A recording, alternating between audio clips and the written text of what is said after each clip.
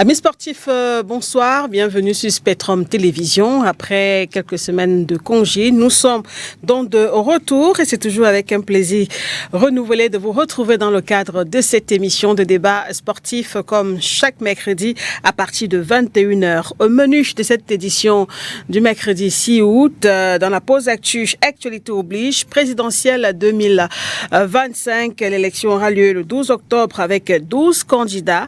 Au moment où le sport a de plus en plus un impact majeur sur l'ensemble de la société, que ce soit sur le plan personnel ou collectif, une question se dégage. Que peut-on attendre des candidats en matière d'offres politiques sportives? Autre sujet au menu de la première partie de ce magazine, le basketball. Présente en Côte d'Ivoire du 26 juillet au 30 août dernier, l'équipe nationale de basketball dames du Cameroun termine 5e à l'issue de la 27e édition du championnat d'Afrique féminin de basketball Afro-Basket.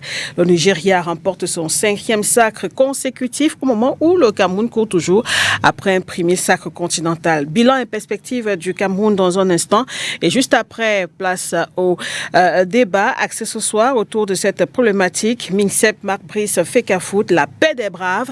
La question est de nouveau sur la table après un énième rebondissement du feuilleton qui continue de mettre aux prises la FECAFOOT, le ministère des Sports, et c'est une tension qui évidemment continue également d'agiter le milieu sportif. Nos invités ce soir, c'est avec un immense plaisir que je reçois Camille Joy-Kiti, c'est le secrétaire général de la Fédération camerounaise de basketball.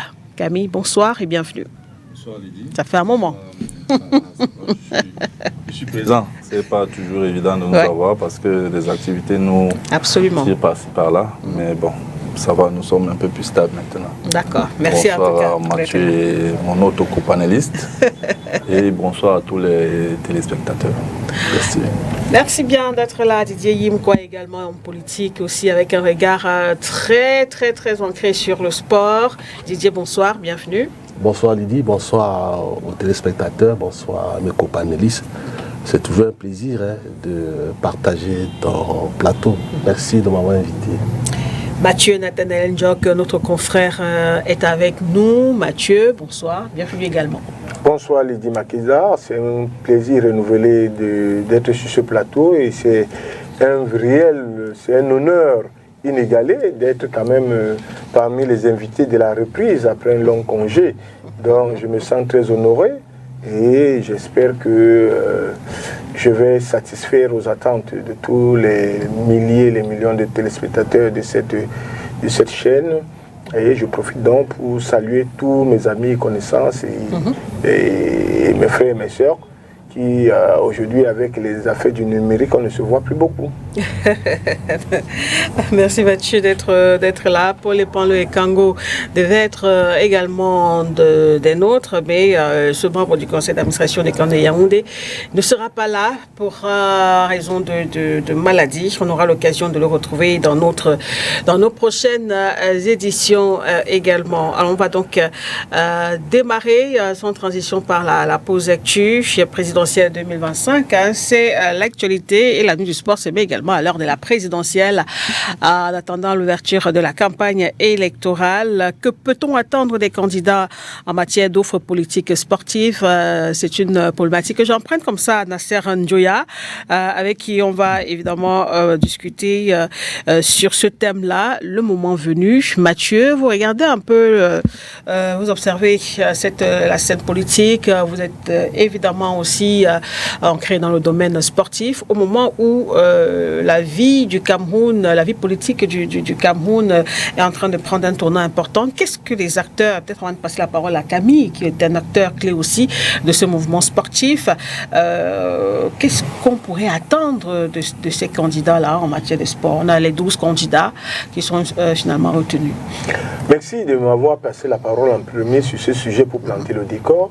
Vous ne croyez pas si bien dire, le sujet est très important. Ça aurait même pu faire la thématique de toute une édition. Tout à fait, parce ce sera le cas. Ce n'est pas un sujet à traiter avec à la volée, comme il peut paraître. C'est un sujet très profond que peut-on attendre des candidats à l'élection présidentielle en matière d'offres politiques sportives. Je dois vous dire que l'attente doit être non seulement grande, mais ici, pour que l'attente soit grande, concrète et efficiente, il faut véritablement que les acteurs du mouvement sportif camerounais jouent leur partition.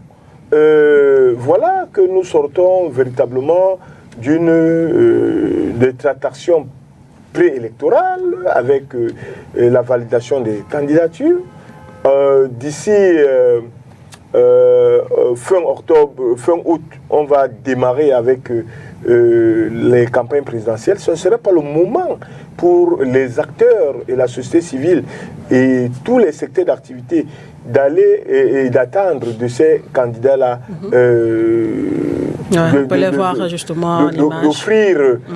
d'offrir quelque chose, parce que vous savez, nous sommes dans une période où l'élection présidentielle, c'est quoi? C'est que le peuple camerounais qui est souverain va élire un président et va donc lui donner le mandat de nous gérer pendant 7 ans. Oui. Mais il faudrait que les gens sachent qu'après, au sortir du scrutin, quand nous aurions élu un président, pendant les 7 ans, nous n'aurions eu l'occasion d'influencer sa politique. Il va prétendre que nous l'avons élu sur un programme, souvent que nous n'avons pas lu, et souvent qui n'a pas pris en compte tous les aspects du développement socio-économique et politique et culturel d'un pays. Et donc, c'est maintenant que chaque secteur d'activité devrait donc véritablement soit aller vers ces candidats-là, soit alors que ces candidats-là, celui qui montre véritablement de la détermination, essaie de rencontrer tous les secteurs d'activité. Nous sommes dans le sport, mais il faudrait un bon candidat doit rencontrer le milieu culturel, les musiciens, pour savoir leurs problèmes et pour voir avec eux les pistes de sortie. C'est la même chose avec le sport. Et donc, notamment, pour moi, contrairement dans ce que je vois dans d'autres secteurs d'activité, il n'y a pas une association des présidents des fédérations sportives. C'est vrai qu'ils se retrouvent très souvent au Comité national olympique, mais le Comité national olympique, c'est pour les fédérations qui sont reconnues par l'olympisme mondial. Et donc, il y a d'autres fédérations qui n'y sont pas, mais qui ne sont pas des moindres, comme le karaté, comme je ne vais pas les citer ici, le sambo et autres, qui ne sont pas dedans, mais qui jouent un rôle important dans le mouvement sportif. Et donc, je crois que ces gens-là devraient, ces acteurs qui sont à la tête de ces fédérations, qui portent la parole, qui ont l'onction de tous les acteurs politiques, devraient donc, à mon sens, se réunir et écrire un livre blanc. Parce que nous tous, nous regardons le mouvement sportif camerounais depuis plus d'une vingtaine d'années et on constate qu'il va mal et très mal. Et que véritablement, on a même le sentiment et la conviction qu'il n'y a pas une véritable politique sportive au Cameroun. Et donc, ces acteurs-là devraient s'asseoir et proposer une vraie politique sportive pour essayer de redonner au sport camerounais tous ces lettres de noblesse. Avant, nous avons un sport camerounais qui est sorti des sentiers battus par le hasard, par le talent des gens, par des gens qui étaient innés, par la curiosité des jeunes Camerounais qui voulaient faire du sport et qui se sont révélés avec des aptitudes naturelles et qui ont éclaboussé et qui se sont révélés sur le plan mondial et même dans toutes les disciplines. Mais aujourd'hui, le sport est devenu quelque chose de scientifique. Donc, il ne s'agit pas simplement d'avoir les automatismes, d'avoir des aptitudes, d'être inné. Aujourd'hui, le sport répond à d'autres canons scientifiques que si un athlète ne maîtrise pas, comme nous tous nous voyons des jeunes, tout le monde dit cet enfant a un bel avenir et après 16 ans, 18 ans, 19 ans, il disparaît parce que sur le plan de la politique et de la science sportive, il n'a pas été encadré et il n'est pas entré dans ce schéma-là et il s'est brûlé. Donc aujourd'hui, ces acteurs du mouvement sportif qui sont portés par les présidents de la fédération doivent s'asseoir et appeler chaque candidat pour discuter avec eux des problèmes qu'ils ont recensés dans le mouvement sportif et des propositions concrètes pour sortir et les écouter. Et en ce moment, dire que ce n'est que le candidat qui les aura convaincus, à qui ils vont donner un mot d'ordre au mouvement sportif de le voter, même si ça ne va pas porter à 100%, au moins dans l'opinion publique, dans l'opinion politique, dans la sphère médiatique, ça aura eu un impact. Et les autres acteurs et les prochaines élections, les acteurs sauront que ce secteur d'activité, on doit compter avec. Parce qu'aujourd'hui, le sport est un pendant sur le plan économique et il joue un rôle important. Il brasse énormément d'argent. Vous n'avez qu'à voir ce que l'État dépense pour toutes les équipes nationales. C'est énorme. C'est énorme. Je me demande même souvent si ça ne dépasse pas le budget du Cameroun parce que c'est énormissime. Mais c'est de l'argent très souvent qui est parti à perte et profit. Et très souvent, comme vous savez, ce sport-là, quand ils s'en vont, quand ils reviennent, ce n'est que les médailles. Ça ne rapporte pas sur le plan économique. C'est vrai que ça rapporte sur le plan diplomatique. Parce que nous, les études qui ont été menées montrent que le Cameroun, depuis son indépendance, le sport a apporté au Cameroun ce que la diplomatie n'a pas apporté. Maintenant, sur le plan économique, je ne peux pas dire que c'est pareil. Merci bien pour cette première analyse. Timothée Makongo nous fait le plaisir de nous rejoindre sur ce plateau pour débattre également avec nous ce soir. Maxime, déjà bonsoir. Hein? Bonsoir. Bienvenue sur ce plateau, au moment où nous sommes quand même en train, avec l'actualité autour de la présidentielle, on s'interroge un peu, qu'est-ce que les acteurs du milieu sportif devraient attendre des candidats qui ont été retenus. Peut-être avant que vous ne réagissez, on va permettre à Camille Joikiti, on le rappelle, qui est le SG de l'Africa Basket, c'est une fédération qui compte dans notre mouvement sportif. Alors Camille, aujourd'hui, vous avez écouté quelques pistes de Mathieu Nathanaël N'Djok. Les acteurs, par exemple, dit-il, doivent se réunir et écrire un livre blanc dans un moment pareil. Vous êtes d'accord avec ça ou pas? Disons que Mathieu a suffisamment parlé. Il a fait le tour de, on va dire, la maison sport. Mais il sait aussi très bien que à cette heure-ci, c'est-à-dire qu'à la veille des élections, comme nous sommes, le sport sera malheureusement relégué au calendrier grec. C'est-à-dire que on ne parlera pas du sport en 2025 comme on n'a pas parlé du sport en 2018. Donc il revient aux sportifs de...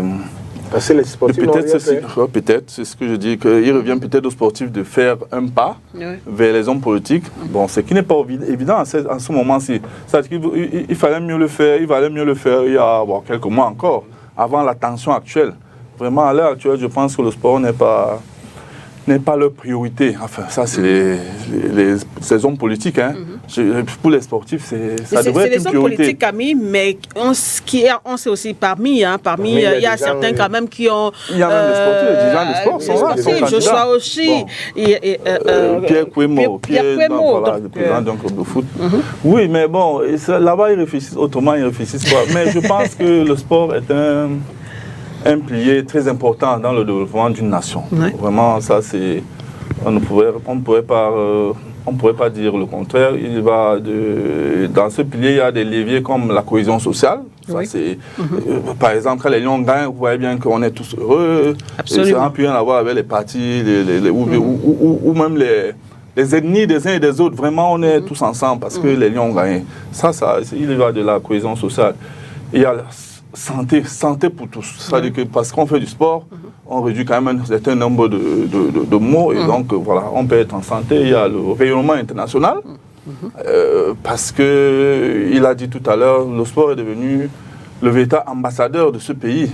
Voilà, on connaît le Cameroun par rapport à Eto'o-Fils, par rapport à Ngannou, par rapport à Yannick Noah, par rapport à Joel Embiid. En fait, par rapport à nos sportifs. Ou alors notre équipe nationale à l'époque. Quand les Lions remporter encore des victoires, puis il y a le développement économique. Moi, je pense qu'il le dit, dans certains pays, on voit qu'il y a des gens qui prospèrent dans le sport. vraiment, je ne suis pas sûr que ce soit déjà le cas au Cameroun. Peut-être dans certains pans du football, parce que là-bas on parle des milliards, mais dans les autres disciplines, ce n'est pas encore le cas. Donc voilà, et maintenant, pour ce qui est de ces candidats-là, je pense qu'ils pourraient aussi, après s'être installés au trône, au pouvoir, ou je dis n'importe quoi, qui s'occupent au moins de les choses qui minent le sport camerounais, le financement du sport. Il n'y a pas de financement, parce que même l'État ne s'occupe que de ses équipes nationales. Ça, il faut le savoir.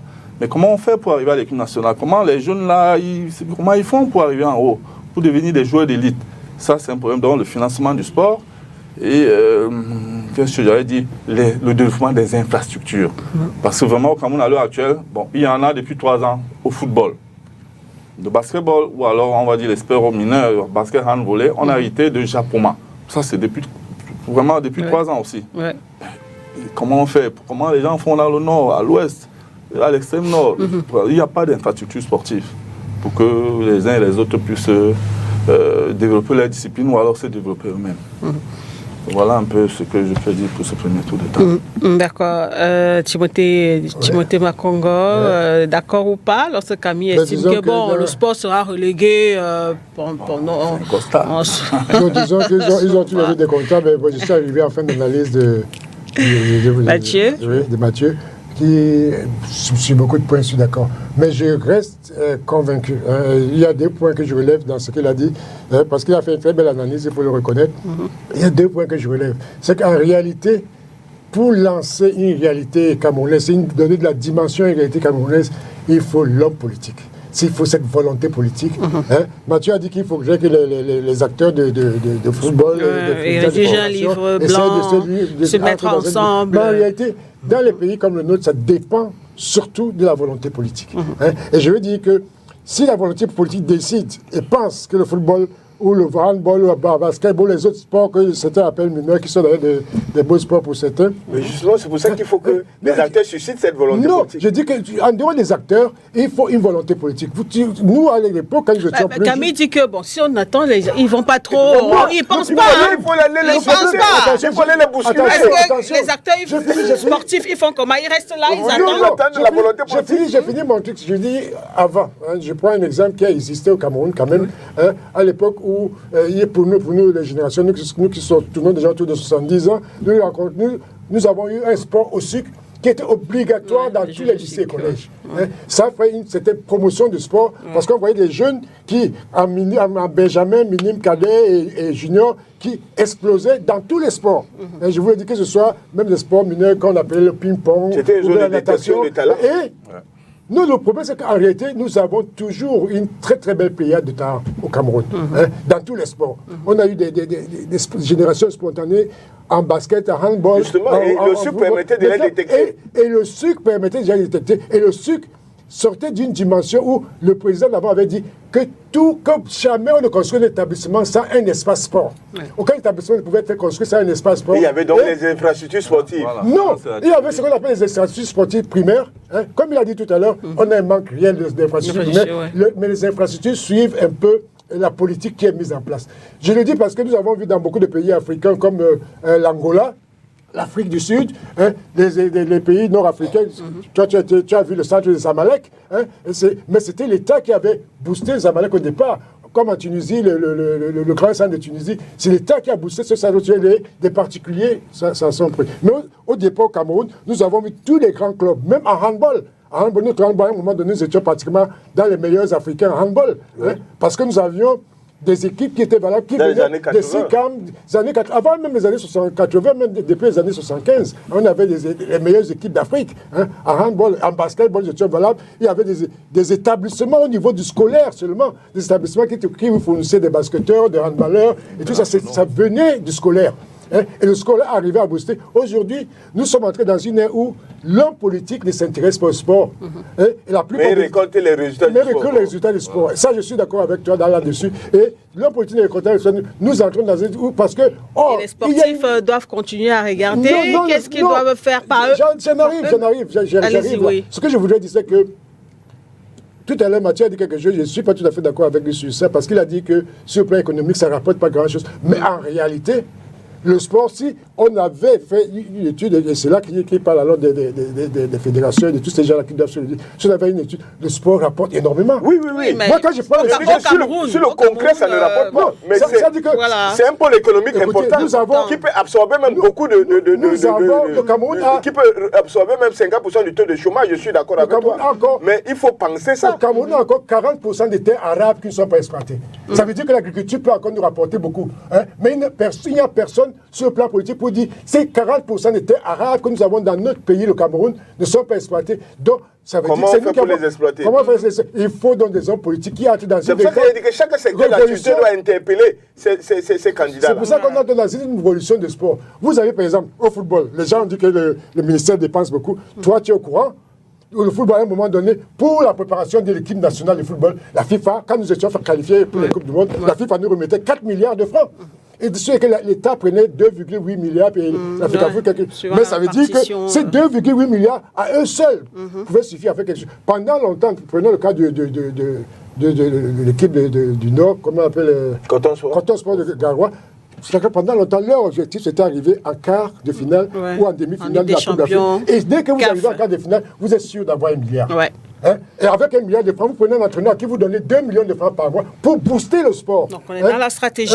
Toute la stratégie se met en place. En réalité, il y a un manque de volonté politique. Regardez par exemple le ministre qu'on a actuellement. On a vu le ministre aller même chercher l'entraîneur dans sa chambre en babouche. Ça, c'est des choses impensables.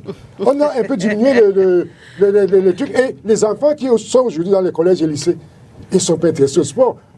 Mathieu, tu vas pas me... Mais parce qu'il n'y a même pas d'espace de jeu. Il n'y a plus d'espace de jeu. Mais parce que ça veut dire que les enfants passent le temps au iPhone plutôt que d'aller... Les enfants ne peuvent plus avec le sport. La volonté politique a reculé. Le sport ne sert plus à rien. Ça veut dire que la volonté politique a reculé. Mais vous ne répondez pas à ma préoccupation. Mais quand je réponds à ta préoccupation, je veux dire que... J'espère que tu ne m'as pas oublié. Pas du tout. Surtout pas. Surtout pas vous. Les acteurs de sport, quels qu'ils sont, ils sont liés par une certaine dimension, une certaine emprise politique. Et cette emprise politique peut les effacer dans toutes les ambitions qu'ils peuvent avoir. Parce qu'il y en a beaucoup. Il y a beaucoup de médecins, beaucoup de gens qui... C'est pour ça qu'ils doivent se réunir. C'est pour ça que l'idéal, même pour se réunir, pour parler des voix, c'est une véritable révolution qu'il faut faire.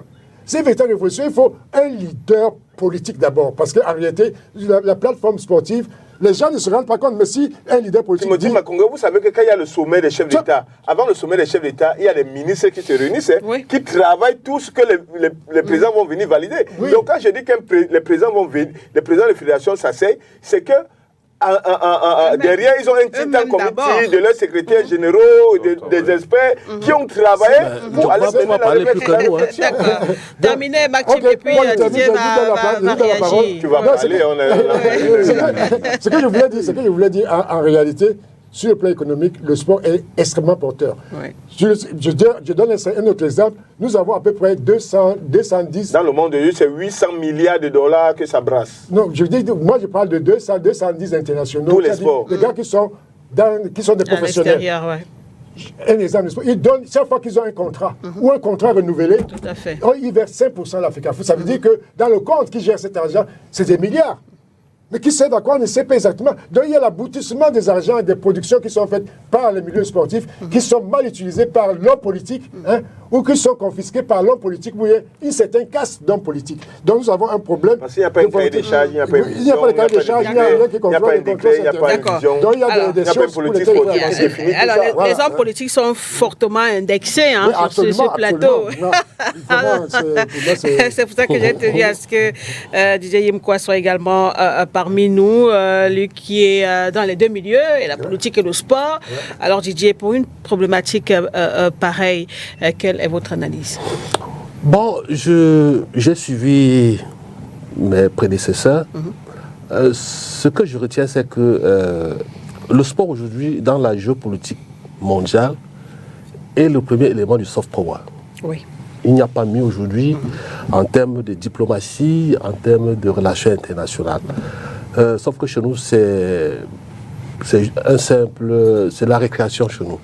Bon, je vais rentrer dans le débat par une image qui m'a frappé. Il y a eu un sommet du G20+1 chez le président Poutine. Oui. C'était les 20 puissants du monde avec un Africain, le président Macky Sall. Qu'est-ce qui m'a frappé pendant ce sommet? J'ai vu l'actuel président de la FECAFOOT, Samuel Eto'o, à l'époque, le président Poutine tenir sa main, le présenter au président Barack Obama et le président de la Turquie. On est là en Russie. Samuel Eto'o n'est pas un chef d'État, mais il y est parce qu'il était une star mondiale du football. C'est des images qui parlent. Ouais. Et pour entrer en Afrique, c'est le président Macky Sall qui l'a porté dans son avion. Quand j'ai vu cette image, j'ai compris ce que c'est que le football. Ou bien en général, ou bien le football, le sport en général, ou le football en particulier, ce que ça représente comme image, comme branding dans le monde entier. Sauf que malheureusement chez nous, comme je l'ai dit, c'est un impensé. Le sport est reclus dans le couloir uniquement de ce que vous appelez l'entertainment, c'est la récréation. Ouais. Quand le président de la République nomme le professeur Mouele Kombi, ancien directeur de l'IRIC, l'Institut des Relations Internationales du Cameroun, et que Samuel Eto'o arrive à la FECAFOOT, je me dis que c'est une grosse opportunité pour le Cameroun de se vendre. Malheureusement, lorsqu'on regarde ce qui se passe aujourd'hui, on est dans les querelles des chiffonniers, des missions de l'entraîneur, non des missions de l'entraîneur. C'est un gâchis total. Évidemment, comme les autres ont dit, le sport se pense. Oui. Ce n'est pas une histoire de rester au quartier et bidouiller, faire le... Non, ça se pense. Et lorsque on veut faire du sport qui nous donne plus de visibilité, je peux vous citer au moins 4 personnalités qui siègent au comité central du RDPC parce qu'un jour, ils sont mis dans le football. Ouais. Je peux les citer, vous les connaissez mieux que moi. Bien sûr, bien sûr. Parce qu'il n'y a pas mieux que le sport pour vous donner une certaine visibilité. Il n'y a pas deux choses. La preuve, dans mon domaine professionnel, regardez bien les événements concernant, par exemple, la Coupe du Monde du football. Ce qu'on appelle, comment vous appelez ça, les mascottes. Ouais. Généralement, les mascottes aujourd'hui sont généralement, les espèces naturelles en voie de disparition. Les espèces fauniques en voie de disparition. Parce que la FIFA a demandé, a proposé au programme des Nations Unies pour l'environnement d'être... Non, c'est le contraire, le programme des Nations Unies pour l'environnement a proposé à la FIFA que il n'y a pas meilleur que la Coupe du Monde pour sensibiliser le monde entier sur un certain nombre de problématiques environnementales et écologiques. Et c'est ce que la FIFA fait aujourd'hui. Donc, pour dire quoi? Pour dire que chez nous, ce n'est pas le cas. Chez nous, c'est plutôt les politiques iconocides. Il faut tuer les icônes, il faut les ramener à leur expression banale. Vous imaginez Makeda, il y a une compétition, il y a un événement des Jeux Olympiques, des Jeux, je crois que c'était les Jeux africains d'athlétisme au Cameroun. Des championnats africains. Des championnats, pardon. À Japoma, mais Mila est absent. Mila est absent. François Bago est absent. Vous trouvez ça normal? À l'époque, j'avais crié. Et quel rapport avec la problématique Non, pour vous dire que c'est des vendeurs. C'est eux qui doivent être des ambassadeurs. C'est des produits. C'est des produits. Vous ne pouvez pas... Quand je prends, par exemple, le secrétaire général, il ne peut pas dire plus que ça. Vous pouvez parler des États-Unis, je pense à parler de la NBA. À là où je vous parle là. Vous pouvez parler des États-Unis sans parler de la NBA. Vous pouvez parler de la Chine aujourd'hui sans parler de la gymnastique. Parce qu'on passe, c'est des couloirs de communication, ce que vous appelez le branding. Donc chez nous, c'est autre chose. C'est pour ça que moi je dis que c'est le conflit. Il n'y a rien à attendre des candidats. Non, je pense qu'après cette émission, mais rien n'est fait. Rien n'est fait. Le conflit, parce que quand moi je dis... Parce que je voulais bien qu'on reste un peu dans la problématique. Oui, je reviens pour dire que lorsqu'on nomme un président, un professeur agrégé de relations internationales, de la diplomatie au ministère de Sport, c'est pas pour aller vendre les cacahuètes. C'est parce que le président estime que celui-là qui maîtrise la géopolitique internationale, qui maîtrise les relations internationales, peut transformer le sport pour le transformer. Ça n'a plus resté, bien sûr, ça n'a plus resté une histoire que on n'a pas joué au foot, on n'a pas fait ceci, mais on doit donner une autre image au sport pour vendre le Cameroun. Vous comprenez? À un moment donné, vous vous rappelez, Makeda, toujours aussi dans ce studio, moi, je me suis demandé ce que Samuel Eto'o allait chercher à la FECAFOOT. Parce que lorsque vous avez la chance... Mais le sport ne se limite pas seulement au football. Hein, oui, il y a d'autres disciplines. Oui, je dis que je parle de celui-là. Parce que lorsque vous regardez ce qu'il a comme carnet d'adresse, il aurait pu servir le Cameroun à autre chose. Ah oui. Moi, j'ai rencontré beaucoup d'experts des questions de stratégie, même pas ici au Cameroun, qui disent que ce monsieur, on aurait pu l'utiliser autrement. Même Roger Mila, on aurait pu l'utiliser autrement. Ça rentre dans que Roger Mila arrive au Cameroun dans l'avion. Voilà, c'est là où on dit que ok, je penserai à vous. Je vous verrai. Vous imaginez? Ça, c'est des choses qu'on a jamais. Vous croyez que dans les pays comme en France, parce qu'un président de la FECAFOOT a dit du n'importe quoi de Zidane, le lendemain il est parti. Vous êtes d'accord, non, Nathaël? Bien sûr. Parce que c'est des icônes. On n'en fabrique pas tous les jours. Lorsqu'un pays a la chance d'avoir des personnalités que peut-on attendre des candidats en matière d'offres politiques sportives? Vous ne répondez pas à ma question. Oui, vous allez à gauche, vous allez à droite, mais vous êtes très loin de la problématique. Oui, il fallait poser le sujet. Avant maintenant de rentrer. Je crois que Mathieu l'a suffisamment posé tout à l'heure. D'accord. Ouais. Ce qu'il faut maintenant, effectivement, il faudrait que ça ne soit pas un impensé d'un programme politique. Il faudrait que quelqu'un parmi les 12 là puisse dire que bon voilà, si demain je suis président de la République, voilà ce que je vais faire. Je vais me lancer dans une économie de sport. Nathalie vient de dire que ça mobilise près de 800 milliards de dollars ou d'influence par an. Mais c'est beaucoup. Le sport aujourd'hui peut à lui seul mobiliser au Cameroun 100 000 emplois décents. J'ai un ami qui travaille à Abidjan qui me l'a dit. Aujourd'hui, on ne parle plus de football, on parle de l'économie de sport. Lorsqu'on parle d'économie, c'est globalisant. Il n'y a pas que les acteurs sur le terrain. Vous avez les acteurs sur le terrain, c'est vrai, mais vous avez les encadreurs. C'est toute une architecture. Vous avez les encadreurs, vous avez les médecins de sport, vous avez les kinés de sport, vous avez même les managers de sport. Oui. On ne se débrouille pas parce que c'est devenu autre chose. Quand nous restons là chez nous, nous regardons par exemple les 5 grands championnats du monde, le Portugal, la France, l'Angleterre, l'Italie. Ouais. Mais ce n'est pas tombé du ciel. Ce n'est pas un phénomène es nihilo. C'est parce qu'au départ, il y a des gens qui ont pensé. Il y a des gens qui ont travaillé pour qu'on soit aujourd'hui à ce niveau. Donc, et ça ne joue pas.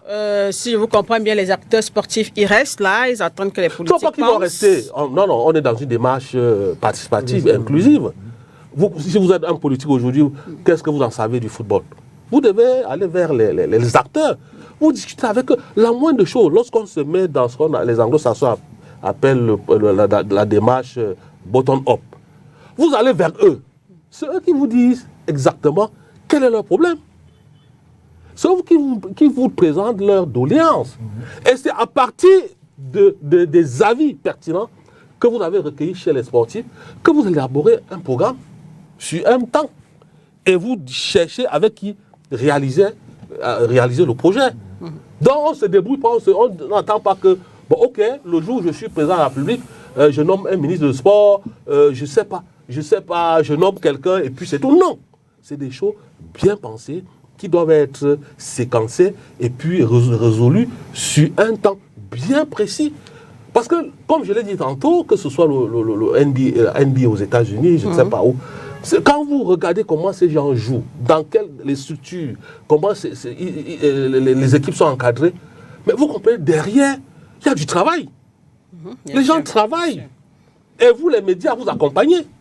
Donc vous voyez que c'est quelque chose d'inclusif, qui est global, qui est inclusif. Donc ce n'est pas seulement une personne, ce n'est pas seulement un couloir, c'est plusieurs couloirs, donc c'est plusieurs disciplines au même moment qui se mettent ensemble pour nous produire ce que nous voyons et qui est de bien. Un projet sportif est révolutionnaire.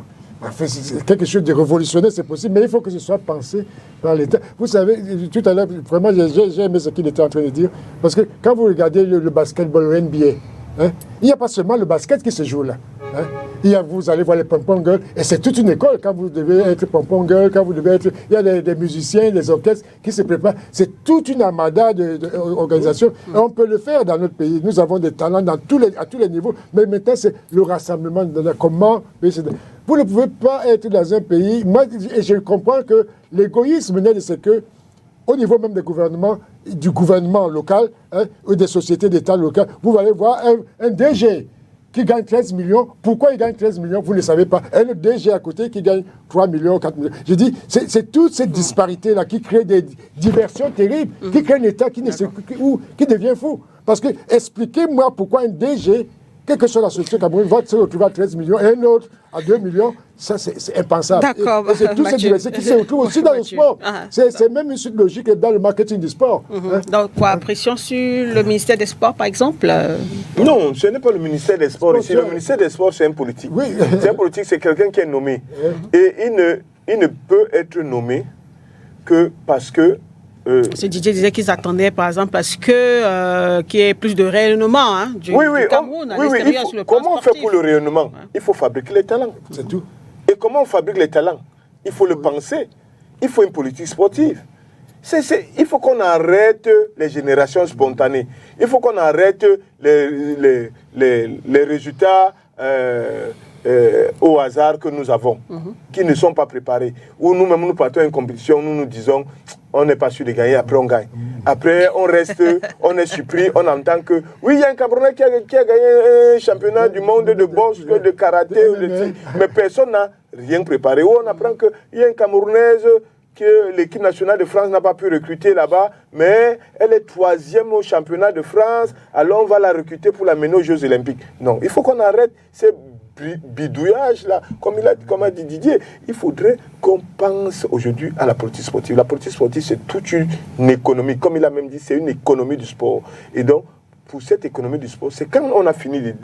Regardez, si les présidents s'asseyent, pensent le sport, pensent une vision, pensent une politique sportive, pensent l'économie du sport, comment on peut développer tous les secteurs d'activité, comment on peut redonner au sport ses lettres de noblesse et l'adapter à la modernité. Je suis sûr que le président qui vous parle, quand vous êtes réunis, là, 40 présidents de fédérations sportives, il va regarder, il va voir votre porte-parole, qui va prendre la parole. S'il est élu, ce qu'il fait, c'est qu'il prend votre porte-parole pour nommer ministre des Sports, pour appliquer tout ce que vous avez discuté avec lui. C'est comme ça que ça se fait dans d'autres pays. Mais ici, chez nous, on prend quelqu'un qui ne connaît pas le sport ni dalle, qui n'est jamais allé à un match de sport, si ce n'est pas de manière, si ce n'est pas derrière le chef de l'État, à un final de Coupe du Cameroun, et puis on le met là, et puis il bricole. Bon. Et puis nous-mêmes on n'aide pas. Et nous on est là dans les batailles, à se mettre les bâtons dans les rues, à bagarrer pour un entraîneur, on est en train d'éliminer les acteurs sportifs, on doit exclure toute une association. Non, ça ce n'est plus du sport.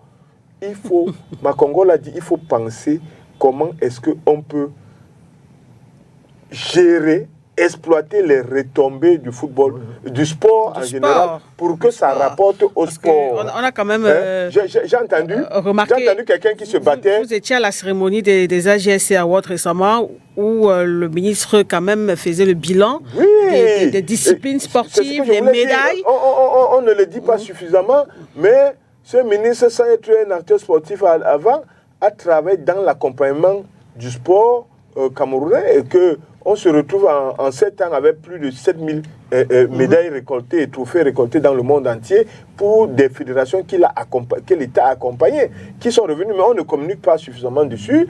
Mais après, le problème, c'est que ceux qui sont allés gagner là, ils ont fait comment pour gagner?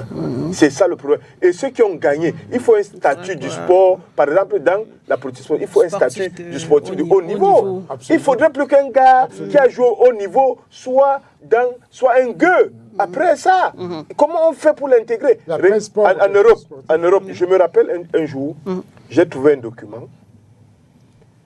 Quand on faisait les élections à la Fédération camerounaise de football sous Tombi, je suis allé lui porter le document parce qu'en Europe, j'avais vu un document de près de 500 pages quand les gars reviennent d'une Coupe du Monde, on prend les experts, les psychologues, les docteurs de tous les secteurs. Si c'est au volleyball qu'ils sont partis en Coupe du Monde, comme ils sont revenus, ou au basketball, comme ils sont revenus là, ils ont fait une pièce.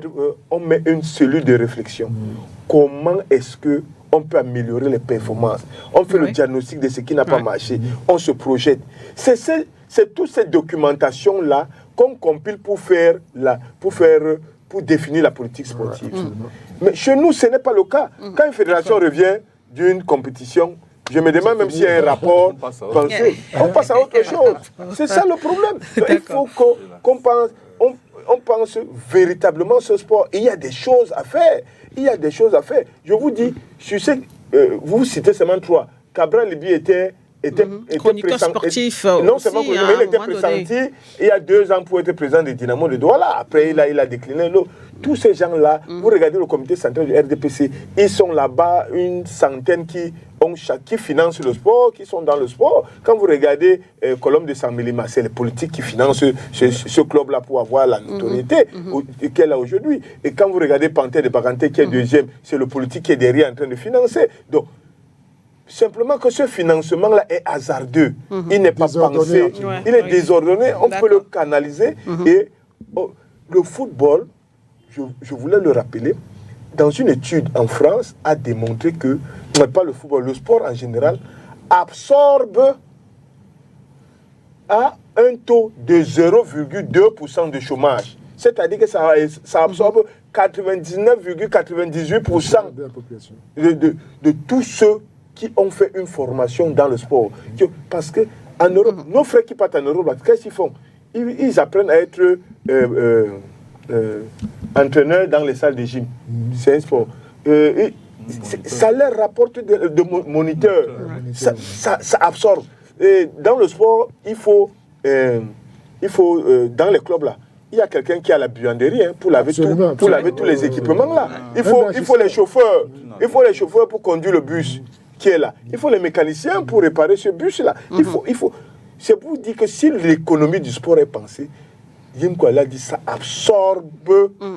Une étude a démontré que ça absorbe. Si le taux de chômage au Cameroun est par exemple de 90%, le sport peut absorber 50 à 60% de ce taux de chômage. Mais les politiques veulent seulement récolter les lauriers. On a gagné un trophée.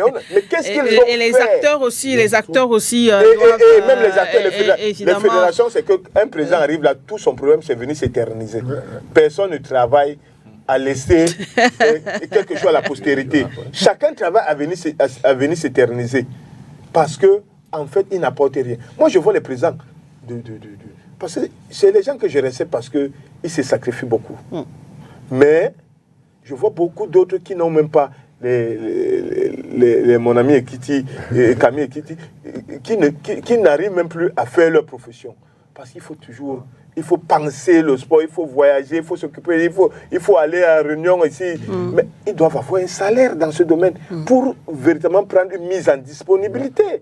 Ils doivent prendre une mise en... Ils ne peuvent pas continuer à jongler.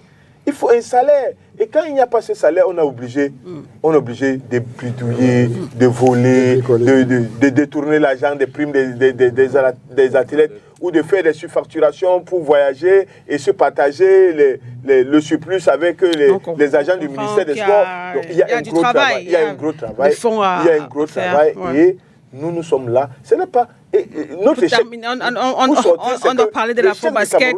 L'échec du Cameroun, c'est qu'on a fait les états généraux du sport, et comme tous les états généraux au Cameroun, c'est que dans les gens qu'on invite pour travailler, il y a beaucoup de fonctionnaires. C'est-à-dire, si on mobilise 1000 personnes, 800 sont fonctionnaires. Voilà, et ces fonctionnaires-là, très souvent, ils ont déjà écrit les résolutions avant même qu'on arrive en salle. Vous allez bavarder tout ce que vous allez bavarder là. Vous finissez de bavarder, ils n'ont rien retenu.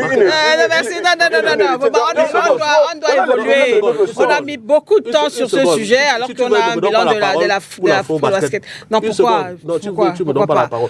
Je voulais dire ceci, c'est très important. Vraiment une seconde. Oui. Dans le code général de la décentralisation, c'est écrit noir sur blanc que le football, par exemple, ou le sport doit se développer sur le plan local. Lorsque vous prenez le cas de la ville de Douala, aucune commune n'a une réserve foncière. Il n'y a pas de terrain.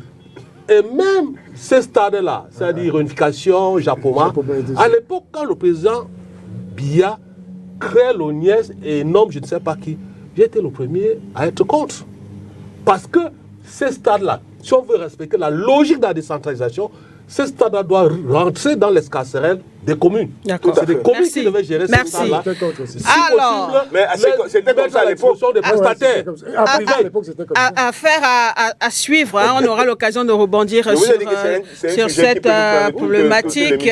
On ne fait que commencer à réfléchir là-dessus.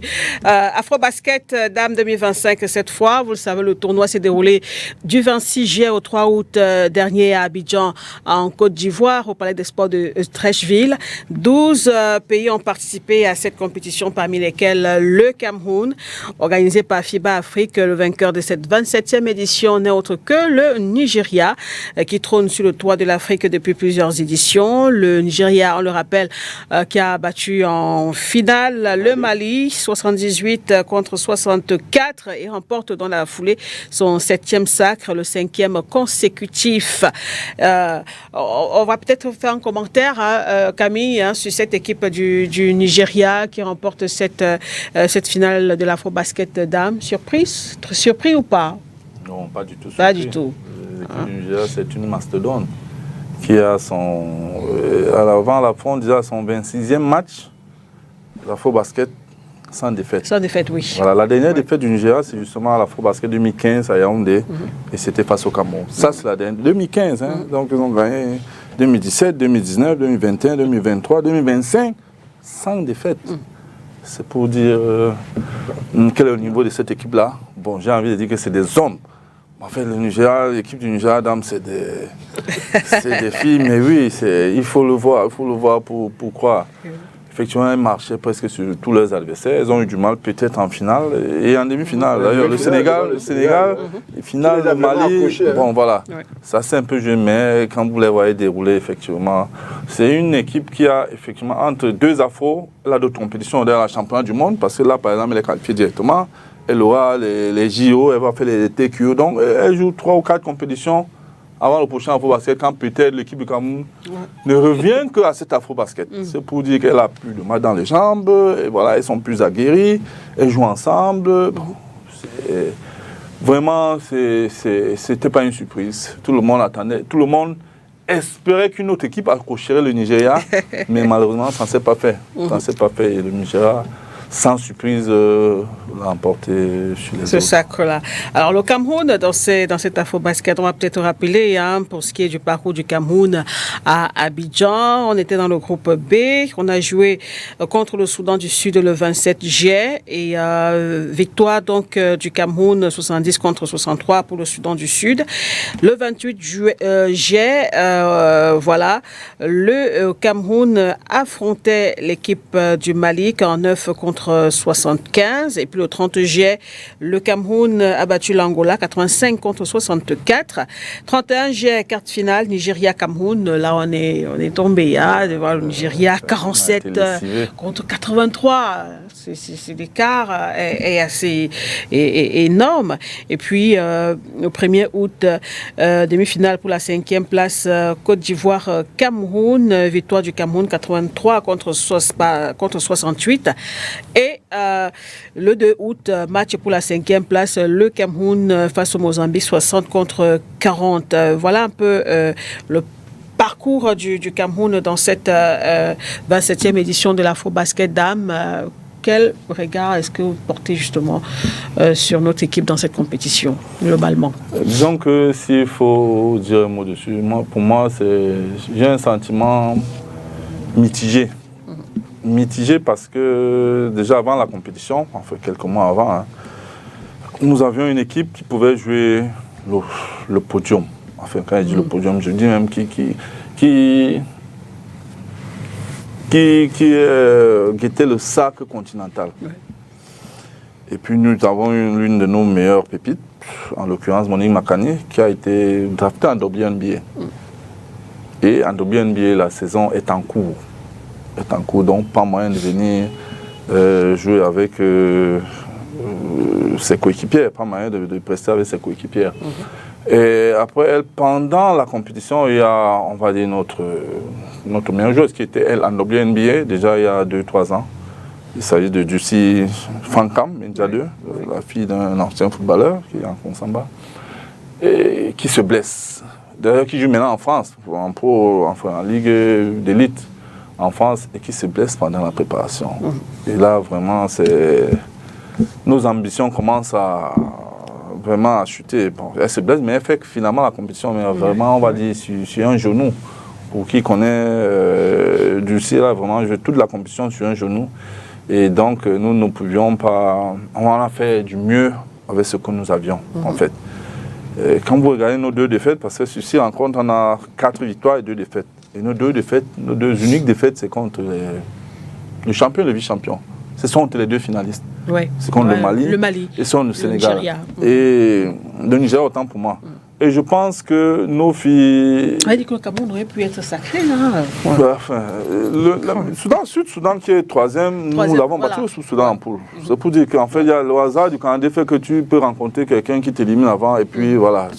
En fait, c'est le tirage. Le hasard du tirage a fait que, bon, on s'est retrouvé sur le parcours des plus forts, parce qu'effectivement, quand on regarde ces équipes, elles sont fortes. Le Mali est champion chez les jeunes depuis peut-être une décennie. Le Mali gagne en U16, en U18, U16, U18. Et là, c'est une génération, je pense, la plus vieille à 25 ans. Hein. Mais elles sont fortes, elles jouent bien ensemble, depuis les plus jeunes. Voilà, alors que nous, c'est toujours des générations spontanées, même si depuis l'an dernier. Non, c'est la réalité. Depuis l'an dernier, nous avons quand même fait U16. Les filles ont eu médaille de bronze. Cette année, nous sommes en train d'aller en... Non, je voulais U18 l'an dernier. Oui. Cette année, nous sommes en U16. Nous allons à une phase finale. Donc, on commence à comprendre qu'il faut commenter en bas pour que les filles soient prêtes ou alors les sportifs soient prêts le moment venu. Ce n'est pas les générations spontanées. Vous voyez un gars qui est en France depuis un certain nombre d'années. Hey, tu joues quelque part. Vous l'appelez en équipe nationale. Bon, ce n'est pas toujours le résultat escompté. Donc, pour ce qui est de nos filles, je pense qu'on est tombé sur plus fort, les deux meilleures équipes, et de loin de cette compétition. Bon, nous sommes, pour ceux qui ont pu voir les rencontres, je pense que le Cameroun a fait, les observateurs le disaient, ils disaient comment on fait pour sortir cette équipe-ci maintenant et comment on fait pour ne pas être sur le podium. Ben, malheureusement, nous étions passés par le meilleur couloir du tirage et nous sommes malheureusement 5e. 5e, c'est la limite parce que les autres équipes vont faire les éliminatoires de la Coupe du Monde. Voilà, on va sur les tournois qualificatifs de la Coupe du Monde. Et nous, le 5e, nous ne serons pas de la partie, malheureusement. Malheureusement. Mais c'est une bonne équipe sur laquelle il faut justement travailler. Dans 2 ans, cette équipe peut être très forte. Si le noir reste le même, parce qu'il n'y a pas de vieille. Il n'y a pas vraiment de vieille. La plus vieille a peut-être 27 ans. Et voilà, donc les autres pourraient, avec les U7, U18 qui sont en train de monter, voilà, pouvoir avoir un bon noyau pour la suite. On a quand même observé SG avant le début de cette compétition. Il y a eu cette polémique là autour de l'absence d'Hermine Ngeko.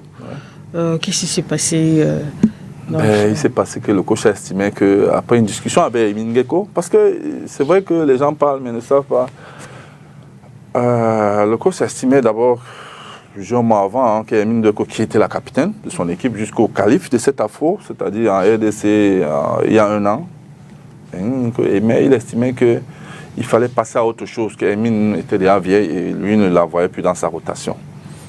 Il a eu une discussion avec Hermine. Je t'emmène, mais vraiment c'est pour que tu puisses encadrer les jeunes. Et Hermine lui aurait dit que, elle ne se voyait pas dans ce rôle-là, qu'elle estimait que, elle s'est mise à se comparer aux autres joueuses, qu'elle estimait qu'elle pouvait apporter plus que tel. Le coach a dit que ça c'est le début de, c'est peut-être son vestiaire va exploser, lui, il ne peut plus... Puis la discussion avec la fédération. Nous, on a posé les mêmes questions à nous. Pourquoi Hermine, pourquoi le coach était clair sur sa décision. D'ailleurs, je pense qu'il a suffisamment communiqué dessus. Le cas Hermine, on le lui a posé. Sur le plan médiatique, il a répondu. Il estimait que Hermine ne faisait plus partie de sa rotation. Et donc, c'était un danger pour son vestiaire. Et ça, c'est parce qu'il a fini par discuter avec la joueuse. Donc, c'était tout. Nous ne pouvions pas nous insérer dans ce problème-là qui ne nous concernait plus. Mathieu, un commentaire sur le parcours du Cameroun dans cet afro-basket? Vraiment, moi, je salue ces filles. Je les fais chapeau bas pour tout ce qu'elles ont fait à cet afro-basket. Parce que, comme je le dis, Ces filles-là n'ont aucune structuration qui les prépare, qui assure d'aller très loin dans cette compétition. On bricole. Très souvent, on fait les stages avec des filles au terroir. Après, ce n'est même pas elles qui vont jouer. C'est les professionnels qui n'ont pas fait le stage qui viennent jouer. Parce qu'elles jouent en Europe. Dans un environnement comme ça, après, quand on fait même les résultats qu'on a fait là, vous vous étonnez, vous voulez condamner ces filles-là. On aurait pu faire comment? Vous faites le stage 2 mois avec des filles ici, et là-dedans, vous allez prendre 7, mais vous allez prendre encore 7 professionnels. Et c'est les 7 professionnels qui vont commencer les matchs, qui vont jouer tout le tournoi. Et donc, avec ça, vraiment, il faut saluer les efforts de ces filles qui ont fait preuve de patriotisme, qui ont fait preuve de courage, qui ont défendu le drapeau comme il a fallu. Et puis, sur le parcours, comme le secrétaire général a dit, il a manqué une joueuse pour Sissi, il y a eu une blessure par là. Mais moi, ce que je dois dire, c'est que le problème du sport au Cameroun, c'est qu'il n'y a pas un profil de carrière. Il faudrait que les fédérations qui arrivent là, qu'on arrête de faire dans le népotisme. C'est-à-dire que... C'était le cas là, au FECA Basket ou bien... Partout. Non, on est sur le basket. Quand ces générations... Je suis dans le basket. Pour le basket, je dis qu'il vient de nous parler des U18 qui ont pris une médaille de bronze au championnat d'Afrique. C'était en Afrique du Sud. Ouais. En Afrique du Sud. Il faut que, sauf miracle, que la fédération se donne pour objectif que ces U18, ceux qui jouent en senior doivent avoir 20 ans. Ces U18 doivent être automatiquement dans l'équipe senior, dans la prochaine équipe senior. On doit imposer ça à l'entraîneur, à la prochaine présélection. Tous ces enfants-là qui ont fait ce résultat doivent être là-bas. Et ce n'est que comme ça qu'ils vont mûrir. Mais vous allez constater que au prochain rendez-vous des Lions, si on fait trop, on va prendre une joueuse de ces U18 et les autres vont se décourager parce qu'elles ont fait ce résultat-là en espérant qu'elles vont gravir des échelons. Et puis quand elles sont larguées, le code ne les gère plus. Et puis il ne faut pas seulement les attendre en équipe nationale. La fédération doit aussi commencer à les encadrer. Une génération comme ça qui a fait un résultat comme ça, on doit les suivre. On doit les suivre en club, individuellement. On doit avoir l'œil sur eux. On doit avoir des coachs dans les régions, partout où ils habitent, dans les lycées, les universités où ils fréquentent. On doit être en contact avec des entraîneurs qui les suivent pour qu'on garde ce timing. C'est comme, moi, il y a un pays qui m'intéresse ces temps-ci, c'est le Maroc. Dans toutes les compétitions, le Maroc a repensé sa politique sportive et on voit les résultats. L'autre jour, ils ont failli, en football féminin, ils ont failli remplacer le Nigeria. Alors que nous sommes allés, dans les matchs préparatoires, on allait les taper chez eux, on les a laminés, mais c'était un match de préparation. Ils savaient où ils allaient. On a vu après. On voit dans toutes les disciplines le Maroc en train de se réveiller. Pas seulement en football, dans toutes les disciplines, dans toutes les catégories. Il a dit, au Mali, le profil de carrière, même en football, je me rappelle quand on est parti à la CAN 2002, l'équipe nationale qui avait joué le championnat d'Afrique junior 4 ans plus tôt, c'est toute cette équipe-là qui était au Chan. Et ces joueurs-là ne faisaient que nous demander, Mouel Mbami, la seule personne qui était dans cette équipe nationale était Eto'o. Tous ceux qui ont joué ce Chan-là, et on avait joué un match avec le Mali, où on a fait 5-4, un match qui allait aux prolongations, 5-4, un match historique dans cette... Mais après, on avait vu du talent. Mais combien de joueurs sont arrivés en équipe nationale? On n'en a pas. Donc, moi, quand il prend l'exemple du Mali, je cite le Mali parce que lui-même l'a cité. Chez U16, ils font le résultat. Ces mêmes filles, tu les retrouves au U18, ils font le résultat. Après, tu les retrouves en équipe nationale. Ils se connaissent des yeux à l'œil. C'est-à-dire qu'ils ont appris, ils ont les automatismes et les résultats sont là. C'est ce qu'il faut faire pour le sport camerounais dans toutes les disciplines. Il faudrait que le ministre tape et le prochain ministre ou le ministre actuel tape du poing sur la table.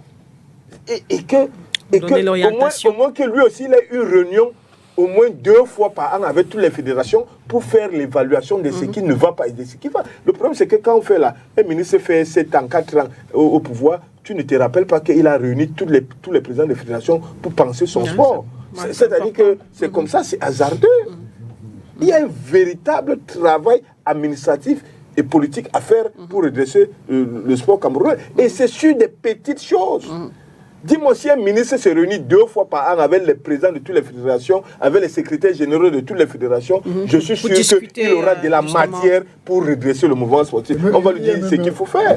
Et il va porter les propositions à la présidence, au premier ministère, et on va lui donner les moyens qu'il demande, et on va lui donner les coups de franche qu'il veut.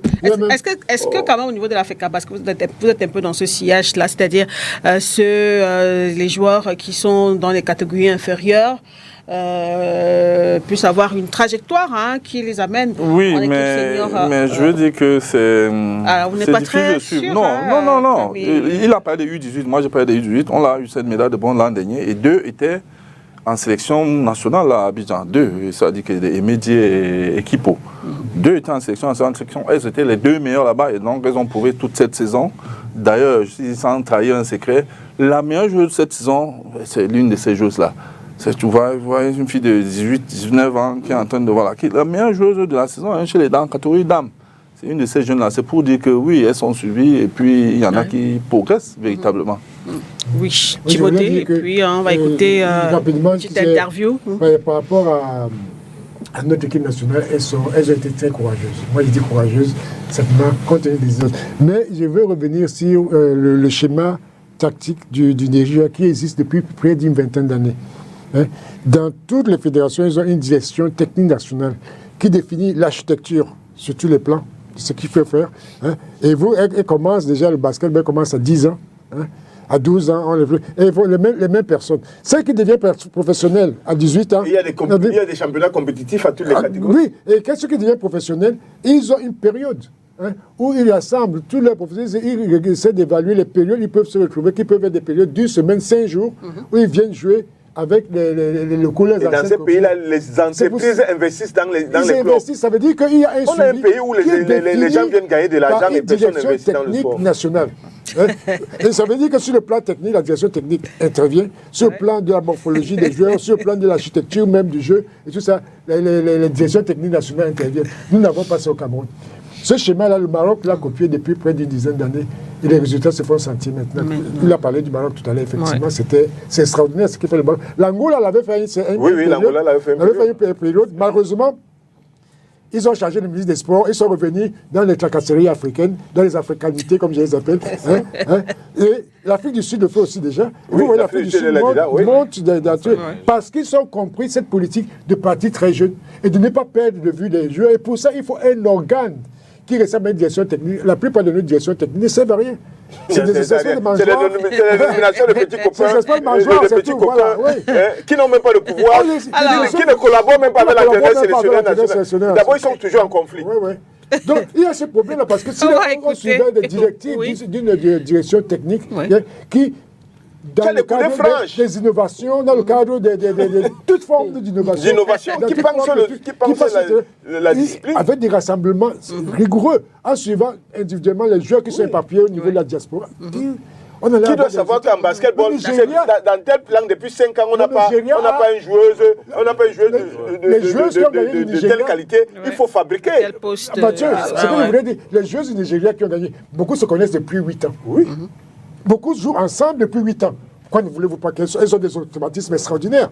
Regardez le Mali, le niveau le Mali est arrivé en basketball. Nous étions de loin avancés au Mali à l'époque de notre cycle. Le Mali, il y avait des pays qui étaient avancés comme la République centrafricaine, mais ils ont eu des générations spontanées. Et ils ont lâché.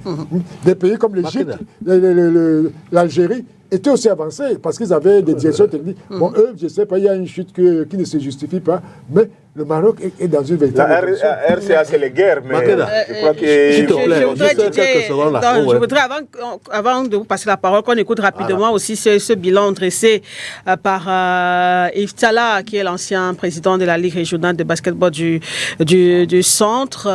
Il donne aussi son regard sur le parcours du Cameroun dans cette compétition. On regarde.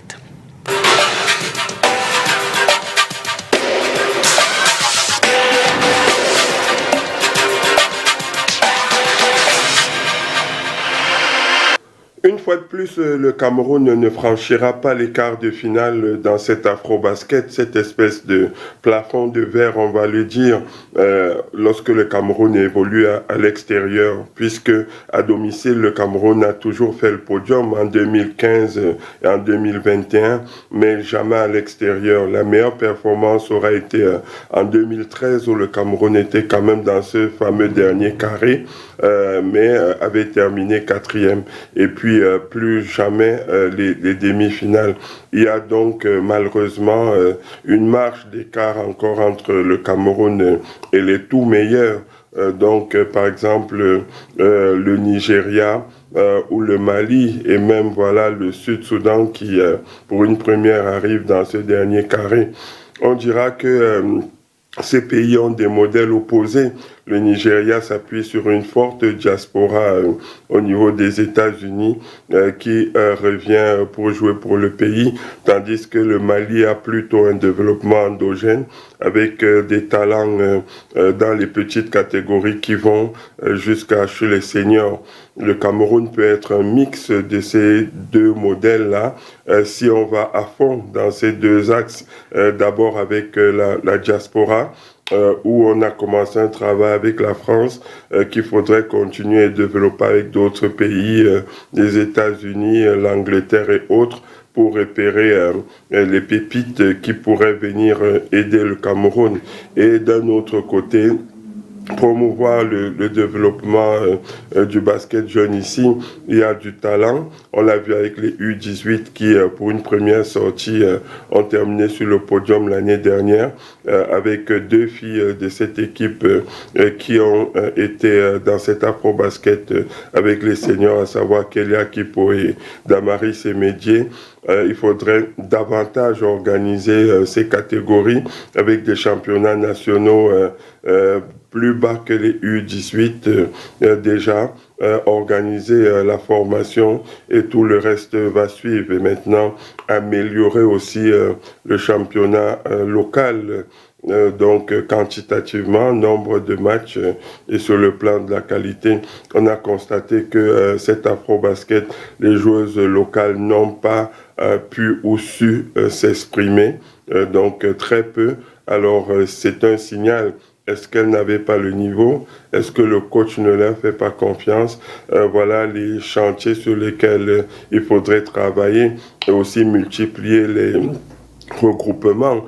Le fait qu'on soit qualifié directement pour l'Afro-Basket 2027 est une bonne chose, mais ça peut être une mauvaise chose si on attend que 2027 finalement pour pouvoir se regrouper. Donc les chantiers sont là, ils sont nombreux. Il faudrait qu'on s'y attelle avec une vision pour que d'ici 4 ans peut-être le Cameroun puisse enfin franchir ce plafond de verre.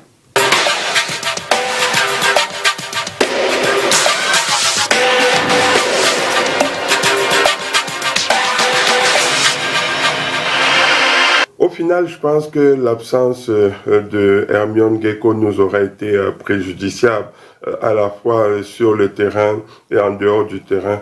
En dehors du terrain, on a constaté que nos 2 défaites contre le Mali et le Nigeria étaient très lourdes. Il y avait peut-être un problème mental. Lorsque vous avez votre capitaine, vous avez une fille expérimentée, respectée par les autres équipes et qui soit capable d'amener ce leadership, de rassurer, rassénérer toutes ses coéquipières, de leur montrer la voie, de montrer que c'est possible. C'est très important dans ce genre de match. Donc, elle prêche par l'exemple, elle-même sur le terrain, en dehors, elle peut faire un certain nombre de choses. Deuxièmement, sur le terrain même, ça aurait été utile en termes de points de fixation à l'intérieur pour jouer dos au panier.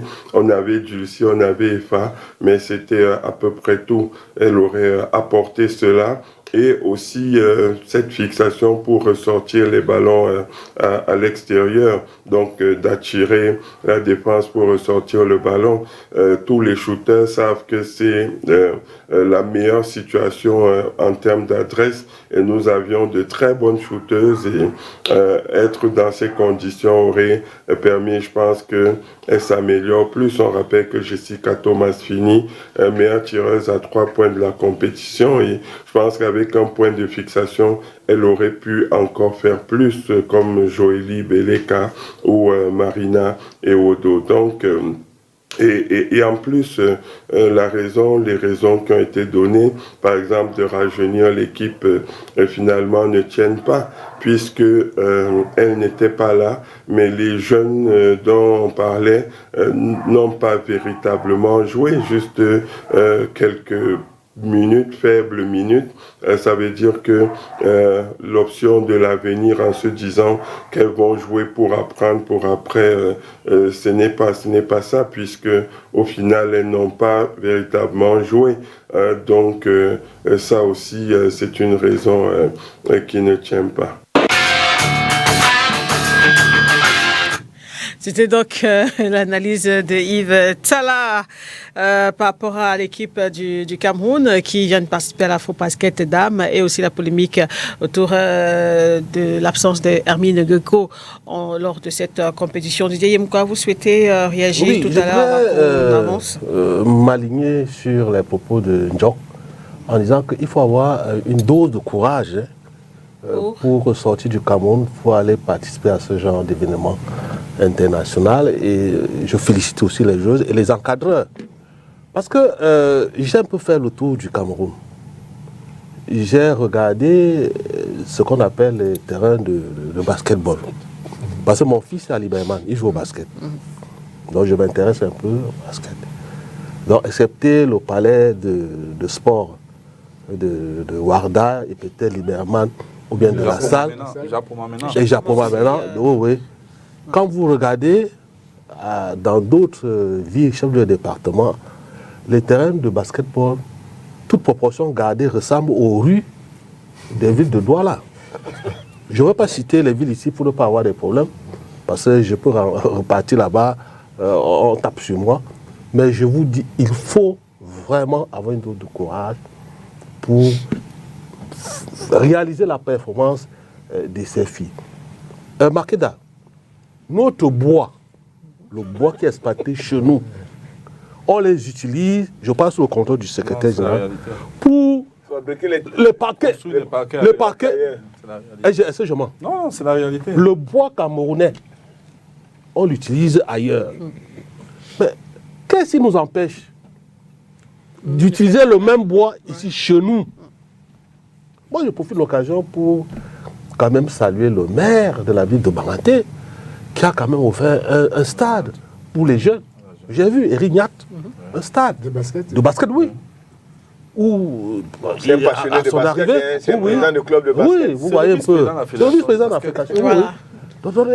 Donc, avec son arrivée à la mairie, même avant qu'il ne soit maire, il a quand même donné, il a donné de l'influence au basketball dans le département du Nord. Les enfants jouent au basket. Moi, je vois souvent grâce à lui. Il est le président du club de Jumanto basketball. Mais ailleurs, je vous dis, je ne sais pas pourquoi ce sport-là, si chacun est regardé ailleurs, chez nous, est abandonné. Est presque abandonné. Notre ministre du sport, le professeur Mollet, combien peut-être le ministre du football, Ndjok. Mais oui. Non, pas, vous ne pouvez pas dire ça. On a vu, il nous a demandé qu'il n'est pas du football. Les différentes... C'est l'actualité. C'est ça que je qui donne l'impression qu'il est beaucoup de football. Voilà, parce que... Même au sport équestre, il a fait 7000 médailles, il a financé près de 2000 voyages de fédération. Allez au port de Douala pour apprécier les tonnes et les tonnes de billes de bois qui sortent de ce pays. Même à ces exploitants forestiers-là, on pouvait leur imposer de construire ces stades. C'est pour ça qu'il y a fait des parce que c'est un problème. Oui. D'accord. Est-ce que pour construire un terrain de basketball, même avec les gradins, il faut détruire 100 hectares de forêt. Non, c'est que tous ceux qui gèrent le Cameroun ne sont pas des patriotes. Quand vous voyez là où on exploite les mines, le chemin là, il n'est pas goudronné. Bon. Là où on peut exploiter le bois, c'est un autre débat, je vous en prie. On laisse ça. C'était pour dire que si vous prenez au moins le bois dans un village, donnez-le au moins les parquets même dans ce village. Alors, je ressors par vous, avant de passer au débat. Camille, l'Afro-Basket est terminé. Qu'est-ce qui va se passer par la suite? Tout à l'heure, Mathieu disait, bon, quand la compétition finit, on ne sait même pas s'il y a un rapport, etc. Est-ce qu'il y aura... Comment ça se passe généralement au niveau de la Fédération camerounaise de basketball? La direction technique travaille là-dessus. Ils font déjà le premier rapport et puis la fédération... Est-ce que la fédération regarde ou alors on prend le rapport, on envoie dans les tiroirs et puis au revoir? Je discute avec la direction technique nationale. Vraiment, après ces compétitions-là, le rapport est envoyé par le staff. Le dernier n'est pas encore arrivé, mais il est envoyé par le staff technique, plus le staff médical, parce que là, on a eu des blessés. Pourquoi? Est-ce qu'on aurait pu faire mieux? Est-ce que c'était pas les blessés arrivés à blessés? Est-ce que... Bref, on se pose un certain nombre de questions et après, avec la direction technique nationale... Il faut un team community neutre qui fait une vraie analyse. Bon, voilà. Ce qui se passe, ce n'est pas une vraie analyse. Non. Il y a d'autres techniciens. Vous avez un secrétaire général de fédération qui est en train de... Il va chercher à se justifier.